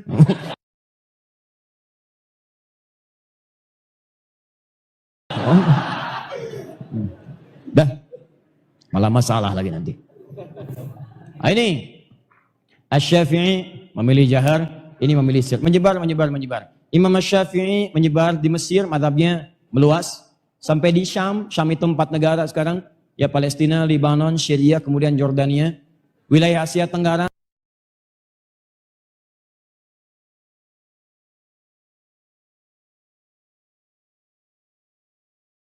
sebagian juga Syafi'i, Malaysia itu langsung menetapkan mazhab Syafi'i. Kemudian Ahmad bin Hanbal, Teluk, ya termasuk Saudi Arabia, termasuk Madinah sekarang di Mekah, ya mazhabnya ditetapkan resmi Hambali. Maka ketika menetapkan mazhab itu maksudnya supaya masyarakat tidak bingung, nggak nyari sana sini, maka ditetapkan satu acuan yang paling penting nih sumbernya dari Nabi ada. Jadi begitu ada sumber dari Nabi, berarti dalil untuk diikuti. Semuanya ada, supaya nggak bingung, tetapkan satu. Saya milih jalur dari Imam Ahmad, tetapkan. Di Saudi, tetapkan. Tetapkan. Ini juga sama, tetapkan. Sampai dengan ke atas. Nah, karena itu jangan heran. Kalau antum kemudian datang ke Saudi, antum ke Masjidil Haram, Masjid Nabawi, misal ke Masjidil Haram, tiba-tiba imam yang mengimami, bismillahnya silencir. Biasanya jahar. Begitu antum sampai ke sana mau haji umrah, tiba-tiba begitu masuk, datang imamnya. Bismillahirrahmanirrahim. Alhamdulillahi rabbil alamin. Hambali. Dari Nabi tuntunannya, diriwayatkan oleh Imam Ahmad bin Hanbal. Jelas? Antum ke Mesir, tiba-tiba bismillahirrahmanirrahim. Asy-Syafi'i. Antum ke Tunis, alhamdulillahi rabbil alamin. Maliki. Yang dimaksud Maliki bukan pendapat Imam Al-Malik, bukan pendapat Imam Malik, bukan.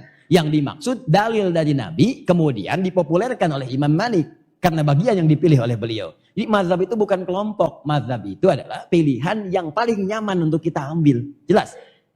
Nah, yang paling dahsyat kalau ini Pakistan Hanafi, Tunis, Libya, Maroko Maliki. Ya, Mesir, Syam Syafi'i. Teluk Ahmad Hambali. Indonesia apa? Kita itu paling hebat. Pokoknya yang nggak ada di sana, di kita ada. Mau leleh lah. Ya. Silakan cek. Nih, di Arab nggak ada, di kita ada. Siti di Arab nggak ada, di kita ada. Siti itu kalau di Arab panggilnya Sayyidah. Sayyidi disingkat Sidi. Sayyidati nggak ada singkatannya. Kita mah enak aja singkat Siti. Ya.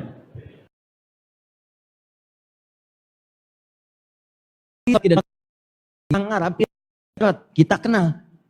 Jadi kalau orang Arab sudah bilang hadirin itu sudah mencakup laki-laki dan perempuan. Kita mah padahal itu ya. Hadirin, hadirat ada.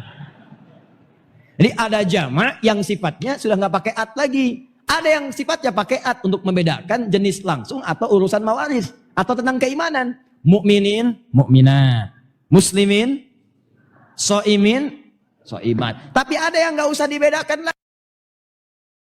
lagi karena sama-sama sifatnya sama dan tidak ada urusan dalam hukum karena sifatnya sama, urusan hukumnya pun disamakan semua, nggak dilihat. Contoh kafirin, kalau perempuannya tidak ada kafirat, tetap kafirin karena nggak ada iman, nggak ngaruh mau bicara hukum pun disamakan aja. Tapi kalau sudah mukminin hukum waris beda, makanya ketika masuk waris mukminin mukminat, mukmin dengan mukminat beda kemudian bagian warisannya. Soimin dengan soimat. Kenapa ada soimat? Karena ada kekhususan di perempuan. Perempuan bisa haid, bisa tidak saum. Maka diturunkan hukum khusus untuk perempuan. Makanya ketika menyebutkan laki-laki soim. Ketika perempuan tambah tak jadi apa? Gampang tabata. Muslim, muslimah perempuannya. Mukmin laki-laki perempuannya. Mukminah, soim laki-laki perempuannya. Nah, itu dia. Kalau jamaknya soimat, tapi kalau kafirin, karena sama-sama kafir, nggak ada iman, nggak usah pikirin hukum, sama aja. Nggak ada hukum bagi mereka, makanya tidak ada kafirat. Semua mencakup sama, disebut dengan jam'ul jamak namanya. Oh, tapi orang Indonesia mah ada aja. Hadirin, hadirat. Jelas? Nah, maka ini orang kita luar biasa. Kami nggak mau ketinggalan. Tidak fokus pada mazhab tertentu. Tiba-tiba orang tua kita, ada yang belajarnya ke Pakistan. Pulang. Bahkan sebandung bisa beda. Bumi Panyawangan, Bandung Timur. Belajar ke Pakistan. Soreang. Masuk ke Libya. Wis. Di kota Bandung. Datang kemudian ke Mesir. Ini Cimahi. Cukup terus airnya. Itu belajar ke Saudi, ke Madinah misalnya. Masya Allah. Semua ada lengkap. Pulanglah kemudian ke daerah masing-masing. Sama-sama Jawa Barat. Wilayahnya sama-sama daerah Bandung. Pulang kemudian. Tapi hazanah ilmunya begitu beragam. Diajarkanlah kemudian ke masyarakat. Cuman kan ketika pulang mesti milih salah satu. Maka yang ini tidak dibaca. Ini sama. Yang ini jahar. Yang ini sir. Maka masyarakat Cimahi menerima pelajaran yang sir. Bismillahirrahmanirrahim. Alhamdulillahirrabbilalamin. Belajar biasa. Bandung kota menerima jahar. Bismillahirrahmanirrahim. Ini Bandung Timur, Soreang. Ini menerima yang tidak dibaca bismillahnya. Alhamdulillahirrabbilalamin. Lancar semua di daerahnya. Yang jadi masalah, belum diajarkan fikih ikhtilaf. Mainlah orang Bandung Timur, masyarakatnya bukan ustadznya, ke wilayah kota Bandung. Di sini nggak pernah dibaca, kemudian bismillahnya. Nyampe ke sini jahar langsung muncul. Nggak pernah tahu, tiba-tiba muncul. Bismillahirrahmanirrahim. NU.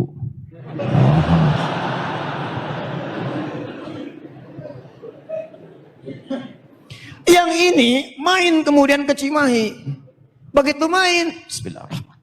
Alhamdulillahirrabbilalamin. Muhammadiyah.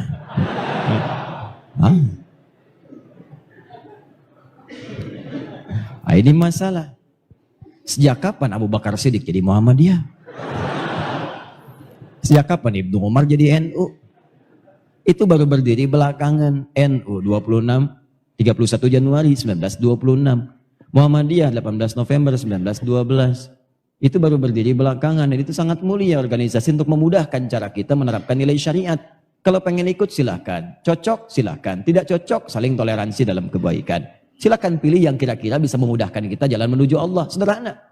Tapi jangan sampai dikait-kaitkan dengan tuntunan syariat yang ada kemudian dalilnya, apalagi dengan itu jadi berselisih. Nah ini kelihatannya mudah, tapi kalau belum paham dan belajar fikih ini tidak mudah untuk mengatasinya. Tugas saya di Saudi 2010, tugas dikirim oleh pemerintah, tugas. Begitu bertugas menerima jemaah haji pertama, waktu sholat Isya. Yang Imam Syekh Sudes pada saat itu, begitu datang, begitu Isya dimulai, stau, staqimu, dah, siap. Allahu Akbar, siap semua. Bismillahirrahmanirrahim. Alhamdulillahirrabbilalamin. Respon pertama jemaah kita, iki memang Muhammadiyah ya. Iki memang Muhammadiyah cabang Masjidil Haram. Tuh. Ketuanya saya Sudes. Lu bayangkan. Wah, luar biasa lah pokoknya. Begitu besoknya nggak kunut, loh, apa saya bilang katanya ini Muhammadiyah tuh. Wah, ya Allah. Saya balik ke Tripoli, saya kumpulkan anak-anak tuh. Saya bilang, ayo sebelum liburan kalian saya tugaskan pulang ke daerah nanti. Nanti ketika pulang, tolong petakan di daerah kalian apa yang diperlukan. Kalau perlu fikih, catat apa keperluannya. Perlu hadis, catat. Nanti pulang ke sini, itu yang kalian pelajari. Jadi begitu kembali ke kampung halaman, mengajarkan apa yang dibutuhkan. Jangan sampai pulang datang mengajarkan sesuatu yang tidak diperlukan. Kan gak nyambung jadinya. Maka mereka bertugas kemudian berangkat survei. Dan survei pulang. Allah. Begitu pulang itu sangat menarik tuh. Pertanyaan pertama saya tanya pada satu orang. Bagaimana hasil pengalaman kamu kemarin? Ustadz, saya tanya di daerah saya, kemudian pertanyaan pertama. Ya, ini untuk saya petakan dulu. Berapa umat Islamnya? Alhamdulillah Ustadz, 95% Muslim di sini. Wah hebat, bagus. Terus 5%-nya apa? Muhammadiyah. Nah ini gara-gara ini aja nih. Tambah nanti kunut, ya nanti bahasa yang terakhir, ya masih lebih jauh. Jadi kalau kita sudah belajar ini, udah jangan banyak diperdebatkan lagi, kita paham akhirnya. Ya, jadi kalau ada kemudian memilih tidak dibaca sama sekali, langsung Alhamdulillahirabbil alamin. Dari mana? Halo, dari siapa? Dari Nabi. Oh, Nabi yang contoh ini Abu Hanifah, Nabi. Abu Hanifah itu yang memilihnya. Kalau ada yang bacanya keras, Bismillahirrahmanirrahim. Dari siapa? Nabi. Kalau silent, Bismillahirrahmanirrahim. Dari siapa? Nabi. Kalau semua dari Nabi, masa antum ingin menyoal Nabi? Masa antum ingin mempermasalahkan Nabi? Nabi yang ngasih tuntunan apa dibanding dengan Nabi? Karena itu sudah selesai. Ya, tidak perlu diperdebatkan lagi. Jadi, dan jangan pernah kemudian dikait-kaitkan juga dengan mazhab ini. Karena mazhab yang dimaksud kemudahan memberikan bimbingan. Jangan juga dimunculkan. Ya, begitu imamnya mau takbir, takbir Allahu Akbar. Bismillahirrahmanirrahim. Alhamdulillahirabbil alamin. Hambali. Tak usah. Jelas ya? Begitu salam, assalamualaikum warahmatullahi wabarakatuh. Oh, Pak Hambali apa kabar? Namanya Asep dia. Jelas ya? Nah inilah teman-teman sekalian, ini beres nih. Ini selesai. Sikap ikhtilaf sudah saya bahas. Tinggal bagian terakhir. Waktu saya tinggal 5 menit untuk menyampaikan ini. Saya mau sampaikan rahasia. Kita fokus betul nih. Ya ini jarang-jarang. Ini rahasia di antara kita saja. Silakan. Enggak. Kita mah silahkan aja, nggak ada masalah ya. Cuman memang dari tadi malam saya sudah membuat perjanjian insya Allah minimal dengan diri saya pribadi dan juga bagi yang menghapus. Kalau dia salah menghapus dia mesti mengulang tulisan saya apa yang telah saya tuliskan.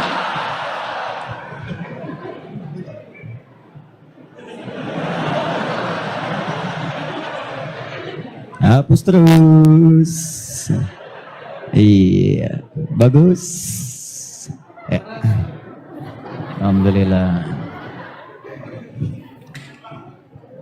Mas?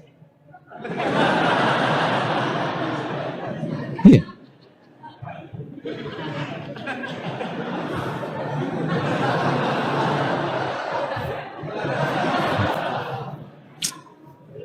Apa tadi di sini nih? Dah, gak apa-apa lah. Semoga Allah berikan pahala buat tentu ya, insya Allah.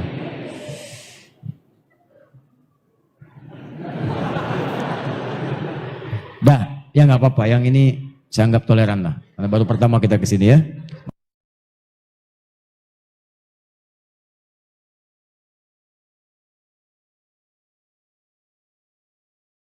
Jangan diulang lagi ya. Enggak, ini betul. Bismillah, yuk. Rahasia pertama. Saya mulai dari sini dulu. Ini ayat sangat penting. Bahkan keutamaannya luar biasa. Bahkan ada ulama yang menyebutkan rahasia Al-Quran rangkumannya ada di Al-Fatihah. Rahasia Al-Fatihah rangkumannya ada di Bismillahirrahmanirrahim. Begitu antum memahami Bismillahirrahmanirrahim, maka antum akan mendapatkan anugerah luar biasa. Lihat sini baik-baik. Masih ingat tadi? Saya cepat ya. Nanti kalau antum ingin detailnya, lihat kajian saya yang tempo lalu tentang menyampaikan tafsir Al-Quran. Di tafsir itu bahasan dari Al-Fatihah, mulai dari Bismillahirrahmanirrahim. Saya jelaskan dengan cukup detail. Sekarang saya percepat. Lihat, masih ingat tadi? Rahman itu sifat Allah kasih dalam urusan apa? Dunia. Dunia. Yang dimaksud dunia di sini, sifat Rahman ini diantaranya mengabulkan dan memudahkan apapun yang antum butuhkan dalam kehidupan dunia. Bahkan langsung Allah katakan, kalau kamu butuh apapun, panggil saya.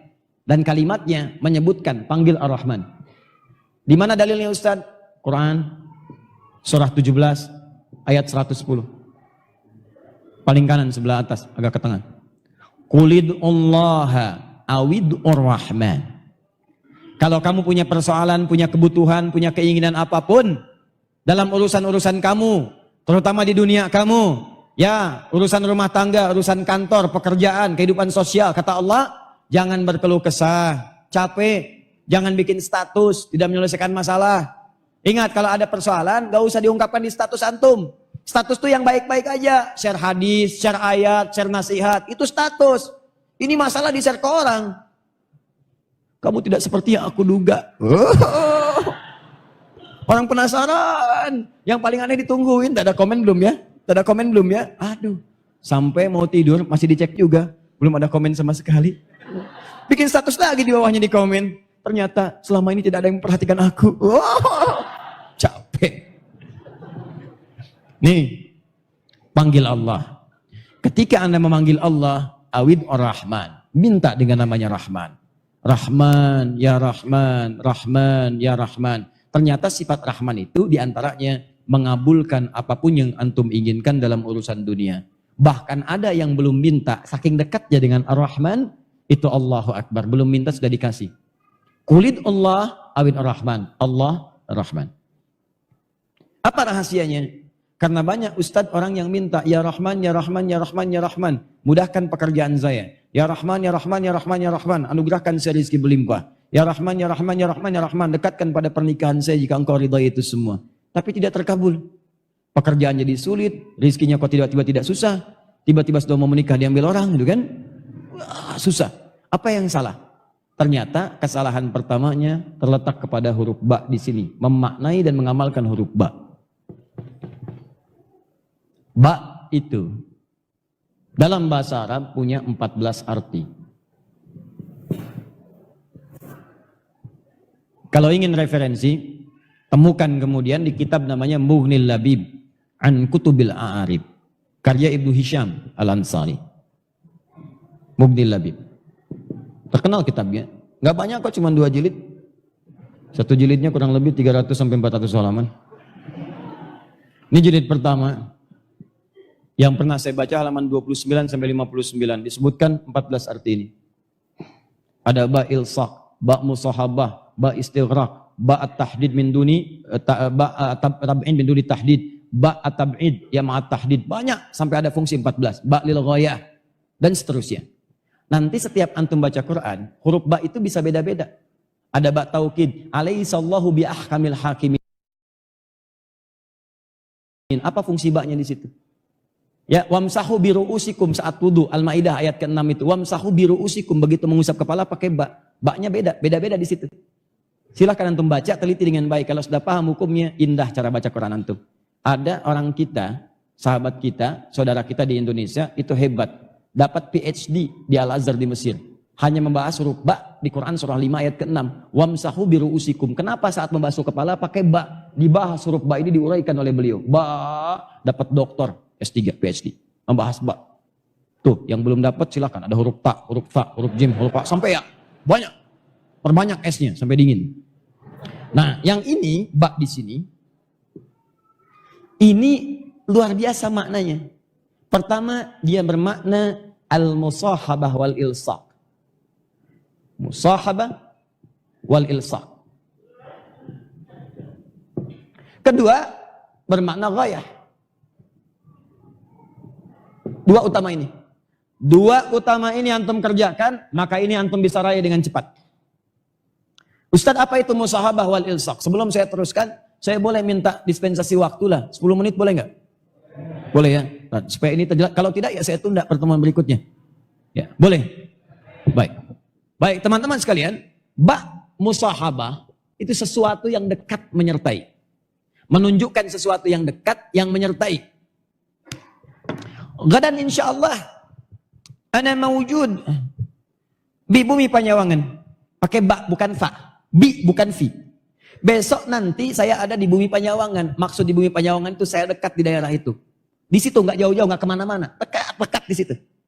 Ya kalau ada ba berarti di dalamnya, di lingkungannya, nggak berpisah, lekat di situ, nggak kemana-mana. 24 jam saya di situ, misal. Kalau pakai fi bumi Panyawangan, daerahnya masih umum. Bisa depan pagarnya, bisa dekat area sekitarannya.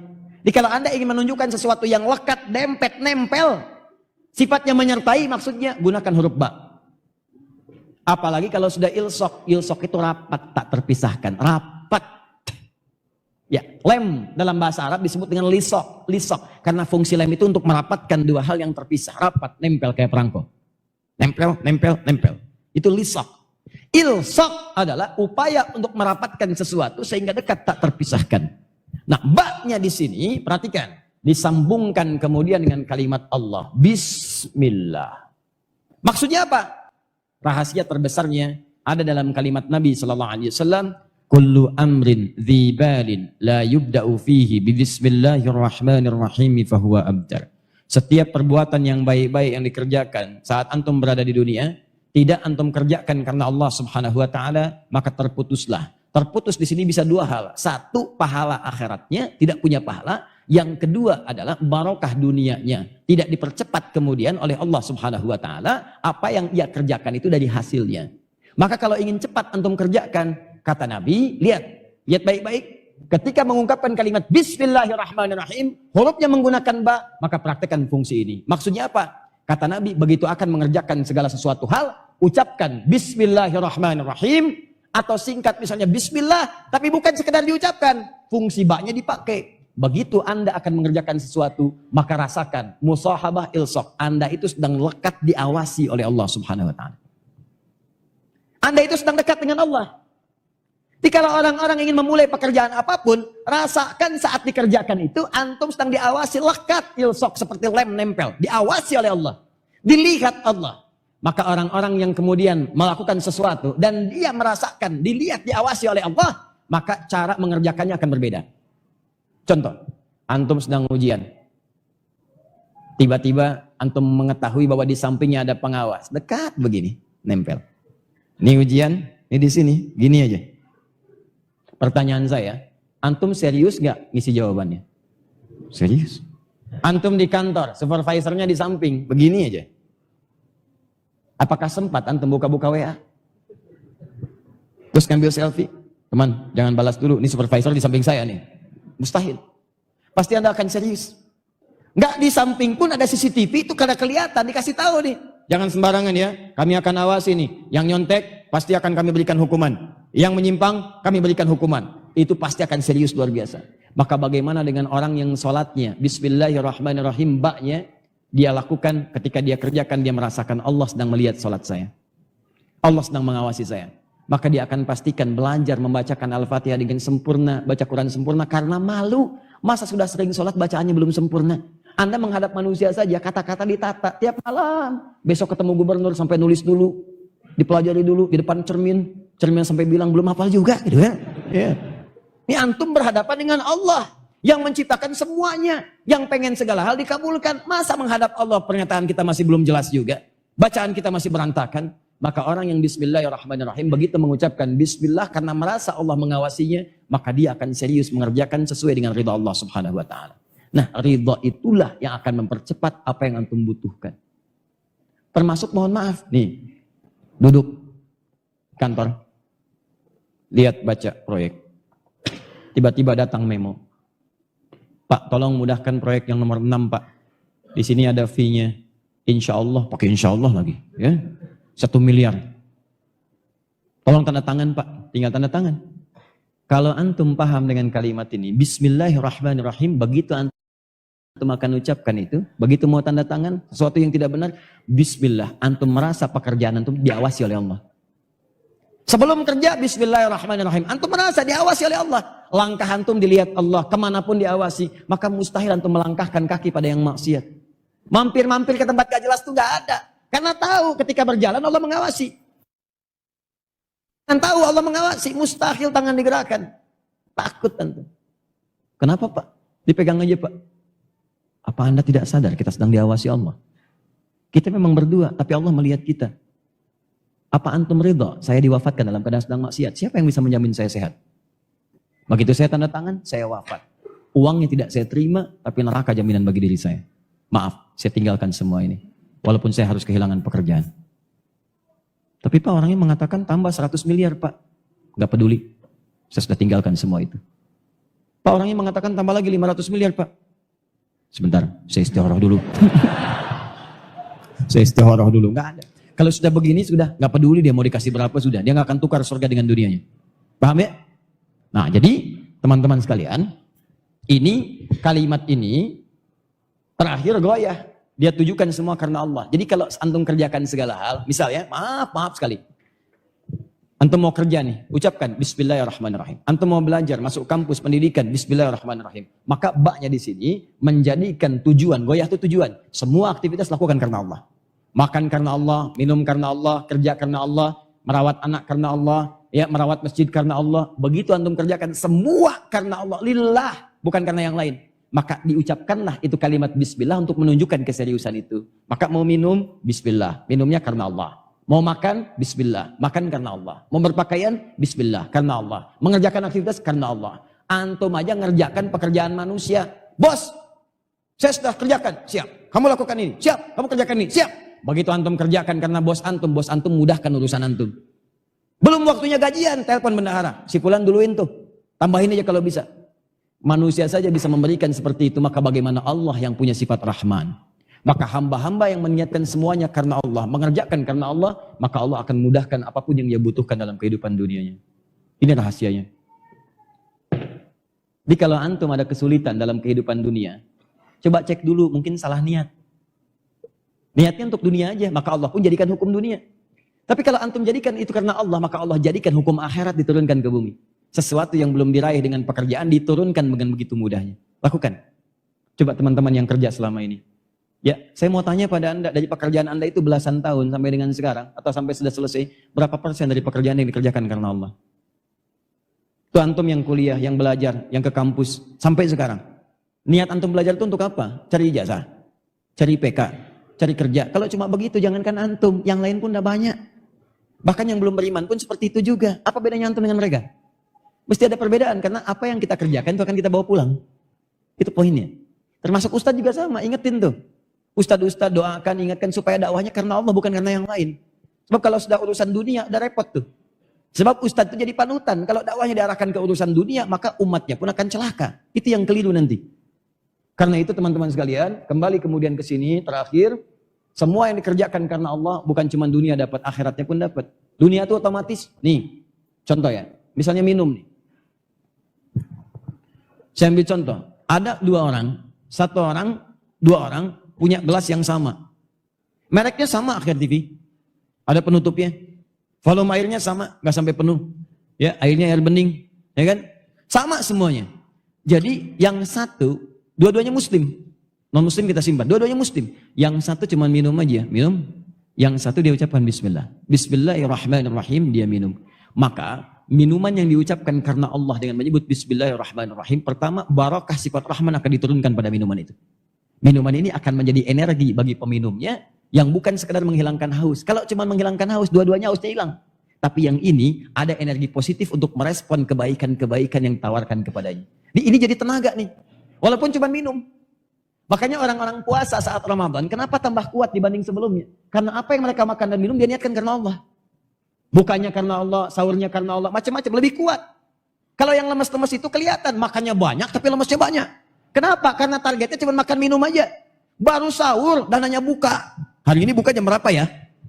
Udah pesen tuh. Bahkan dari malam, dari nyiapkan menu buka. Besok buka pakai apa? Yang seperti itu gak akan jadi tenaga. Betul. Habis di masjid, tiduran lagi. Nyampe rumah, tidur lagi. Masuk kantor, ke musola, tidur lagi. Bahkan hadis palsu. Nia musaimi ibadah. Tidur orang puasa, ibadah. Palsu. Ya, jadi itu yang berbahaya. Tapi ketika antum niatkan Bismillahirrahmanirrahim, karena Allah jadi tenaga. Yang kedua, kalimat Bismillah itu nanti akan mendapatkan barakah dari sifat Rahim, memberikan kemuliaan pahala akhirat. Itu yang disebut dengan pahala. Jadi begitu antum ucapkan Bismillah atau Bismillahirrahmanirrahim, airnya menghilangkan haus, tapi kalimat Bismillahirrahmanirrahimnya mendatangkan pahala. Minimal 10 dituliskan nilainya. Quran surah ke-6 ayat ke-160. Man ja'a bil hasanati falahu asyru amsalihha. Pekerjaan diniatkan karena Allah jadi hasanah, nilainya 10. Itu yang disebut dengan amal saleh. Maka bismillahirrahmanirrahim, pahala. Datanglah kemudian itu, masuklah antum dengan bekal itu ke surga. Pertanyaan saya, berapa banyak aktivitas kita yang kemudian disertakan dengan sifat ini? Tujukan karena Allah, dunia dapat, akhirat diraih. Kalau masih bingung juga, contoh. Bismillahirrahmanirrahim. Alhamdulillah. Aus hilang. Betul, gak percaya? Nanti minum aja, aus hilang. Tapi perbedaannya, Bismillahirrahmanirrahim. Itu perbedaannya. Jelas? Mau makan, Bismillahirrahmanirrahim. Cuma,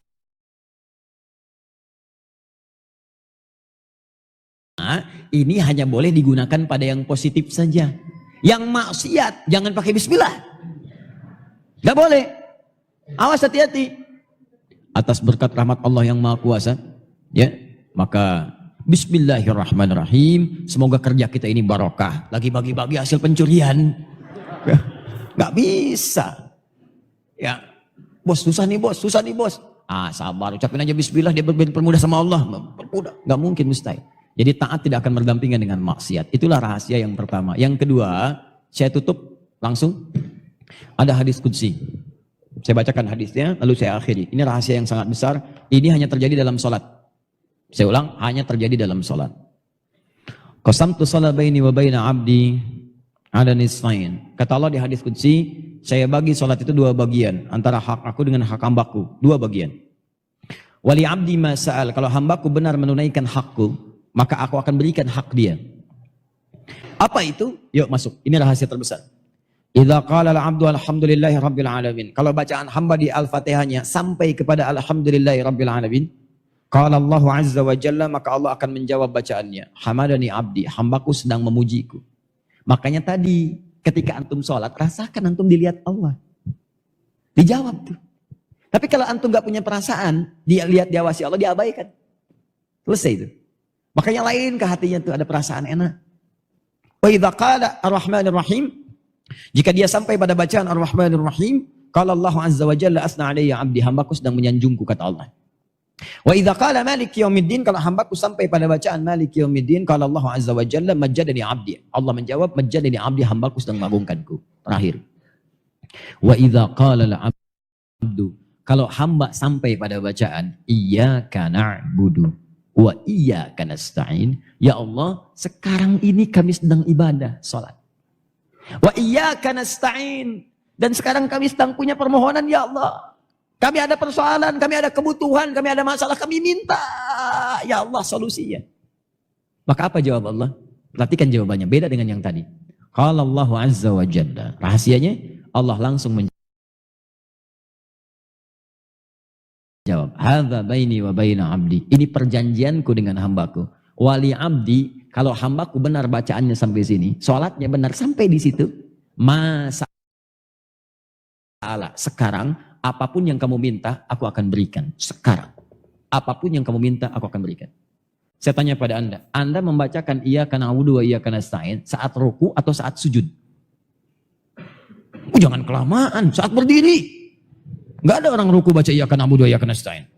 Allahu akbar, iyyaka na'budu wa iyyaka nasta'in. Enggak ada. Subhana rabbiyal azim, subhana rabbiyal azim bihamdi, subhanakallahumma bihamdika Allahumma ighfirli. Itu yang dibaca. Iyyaka na'budu wa iyyaka nasta'in saat berdiri. Jadi berdiri saja, kalau antum benar tuh salatnya baru berdiri begini, itu seketika antum butuh apa dikabulkan. Nabi Zakaria pernah minta dalam berdiri. Dirangkum di Quran surah 3. Tadi malam saya jelaskan ayat 38 sampai 39. Itu sedang sholat. Waktu sholat minta kepada Allah. Mintanya apa? Minta supaya istrinya bisa mengandung. Padahal secara medis gak mungkin punya keturunan. Karena istrinya divonis, maaf, menopause dan mandul. Kata medis gak bisa nih. Kata klinis mustahil punya keturunan. Gak bisa. Maka beliau langsung bermohon kepada Allah. Tinggalkan pendapat manusia, itu tanda Allah ingin memberikan langsung tanpa pendapat manusia lagi. Maka beliau sholat. Dalam sholatnya minta kepada Allah. Hunalika da'a Zakaria Rabbah. Diabadikan di Quran. Di mihrab itu Nabi Zakaria bermohon kepada Rabbnya. Qala Rabbi habli min ladunka dzurriyyatan thayyibah innaka sami'ud du'a. Ya Allah, mereka mengatakan aku enggak mungkin punya keturunan. Istriku punya keterbatasan. Karena itu saya mohon darimu saja ya Allah. Engkau pasti mengabulkan doa hamba. Ya Allah, pengabulanmu tidak terbatas. Kalau pada yang tidak terbatas pemberiannya tidak mengabulkan, kepada siapa lagi hamba mesti memohon? Engkau pasti mendengar doa hamba. Kalau pada yang maha mendengar tidak mengabulkan, kepada siapa lagi hamba mesti panjatkan?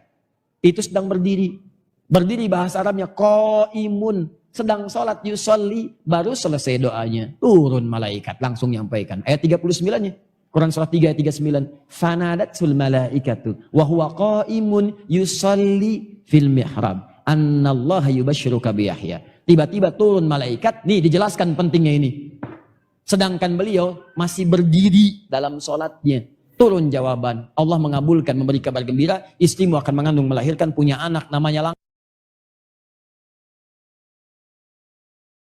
langsung dari Allah Yahya.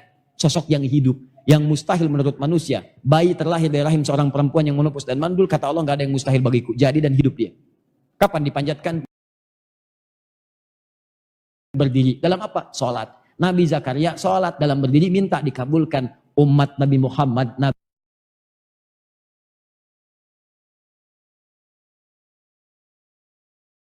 nabinya spesial, orangnya hebat, luar biasa, umatnya juga luar biasa. Dulu umat Nabi dulu lihat nabinya belum tentu beriman. Umat Nabi Muhammad gak lihat nabi masih beriman. Kurang apa lagi? Nabi Musa itu banyak umatnya, kelihatan nabinya ada gak beriman juga. Dibebaskan dari Firaun, Firaunnya ditenggelamin, tenggelam sampai ke bawah tuh. Begitu bebas dari lautan itu, Firaunnya sudah wafat, sudah selesai seketika. Musa, tolong dong cariin Tuhan lain. Bayangin. Nabi Isa kurang apa lagi? Mukjizatnya dahsyat. Yang tidak ada dengan izin Allah. Sakit tinggal diusap. Orang ke dokter diusap. Nabi Isa sakit mata, usap melihat. Nabi Isa kolera, usap lihat. Nabi Isa ini, Nabi Isa itu usap, tinggal usap. Dokter bangkrut lah pada saat itu. Ya. Usap, yakin. Kedua, ini yang paling dahsyat, menghidupkan yang mati dengan izin Allah.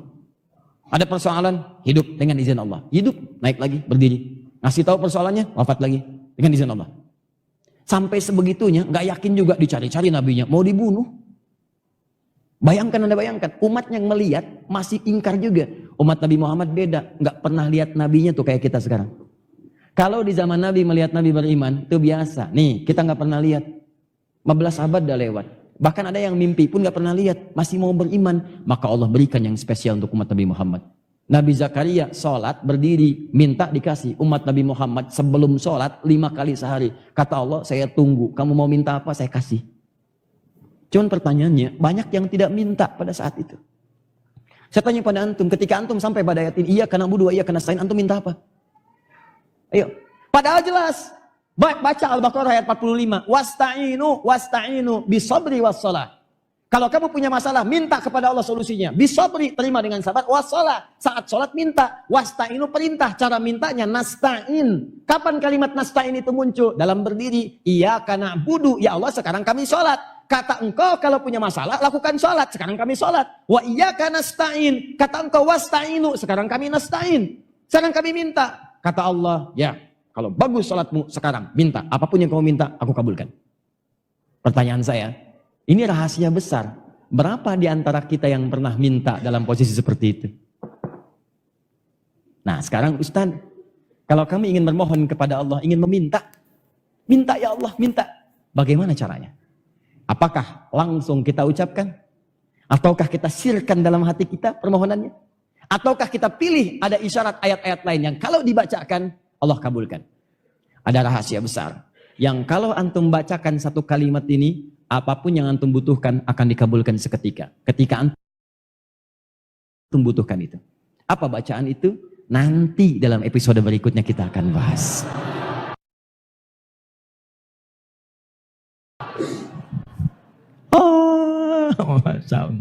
Pelan-pelan dulu, yang penting kita paham. Ya, paham insya Allah? Jelas, mengerti? Siap diamalkan? Ya. Nah, ya, nanti insya Allah kita akan teruskan dalam jumpa berikutnya. Termasuk nanti jenis-jenis bacaan yang qiraatnya berbeda. Nanti ada yang Bismillahirrahmanirrahim, jelas sampai Malik Yaumiddin, ada yang panjang, ada yang pendek. Ada yang ihdinas shiratal mustaqim pakai shad, pakai sin, pakai zai dan seterusnya. Apa tujuan-tujuan itu dan seperti apa gambarannya? Ya kami kira karena saya harus kembali jam 7 ini kembali ke Jakarta, ke Bekasi, maka saya ucapkan terima kasih pada seluruh warga Jawa Barat, khususnya di Bandung dan sekitarannya yang mengikuti taklim dari kami datang khususnya di hari Sabtu. Saya ingin menyampaikan teman-teman pengumuman dengan sangat singkat. Yang pertama, khusus untuk yang tadi malam, tentunya mencakup juga yang saat ini subuh. Tadi malam suasananya sangat luar biasa. Ya saya dengar di luar itu hujan deras. dan karena kita di dalam tidak mengetahui dengan baik. Awal datang itu masih gerimis, dan Masya Allah saya melihat bertahan seluruhnya. Ya, bahkan ada yang menulis, ya, ada yang juga duduk, yang kehujanan luar biasa. Saya tidak bisa membalas apapun kecuali saya bermohon kepada Allah. Mudah-mudahan insya Allah semuanya digantikan oleh Allah, diganti dengan surga insya Allah. Ya, baik. Dan juga saya dengar tadi malam luar biasa suasana juga. Kalau ada yang sulit atau apa, tolong disampaikan. Dan demikian perhatian guru kepada murid. Kalau ada sesuatu yang kira-kira bisa kita sinergikan, tolong sampaikan. Dan saya kalau mampu insya Allah saya lakukan. Ya, insya Allah saya maksimalkan itu ya.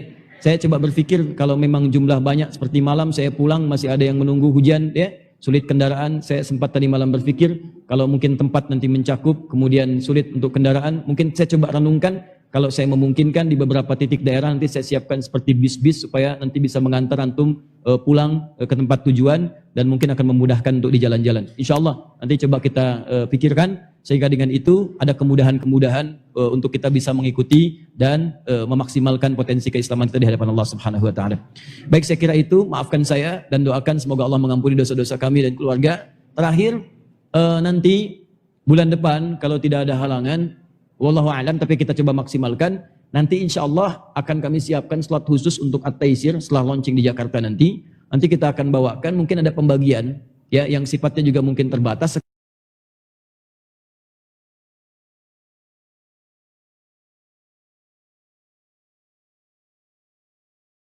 Sekaligus pelajaran tentang bagaimana cara menghafal Quran secara cepat dan menghadirkannya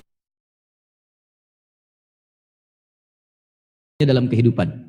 Dan terakhir, untuk materi yang malam-malam pada sesi yang di Bandung, mulai bulan depan kita akan fokuskan kepada sesi konsultasi tanya jawab. Jadi nanti kita ada 4 sesi di Bandung, salah satunya antum boleh kumpulkan pertanyaan-pertanyaan saja karena saya lihat banyak-banyak bertanya, tidak sempat sesi menjawab. Khusus satu sesi kajian itu untuk tanya jawab saja. Ya, Al-Quran Sunnah Solution berdasarkan keterangan di Al-Quran dan Sunnah Nabi sallallahu alaihi wasallam.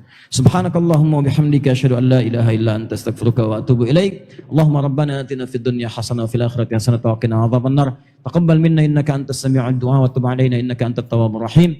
Allahumma alhiqna bis salihin ma'al ladzina an'amta 'alaihim minan nabiyyin was siddiqin wash syuhada'i was salihin wa hasuna ulaika rafiqa. Wa sallallahu ala rasulikal karim nabiyyikal amin sayyidina Muhammadin wa ala alihi wa sahbihi ajma'in. Wa akhiru da'wana alhamdulillahi rabbil alamin.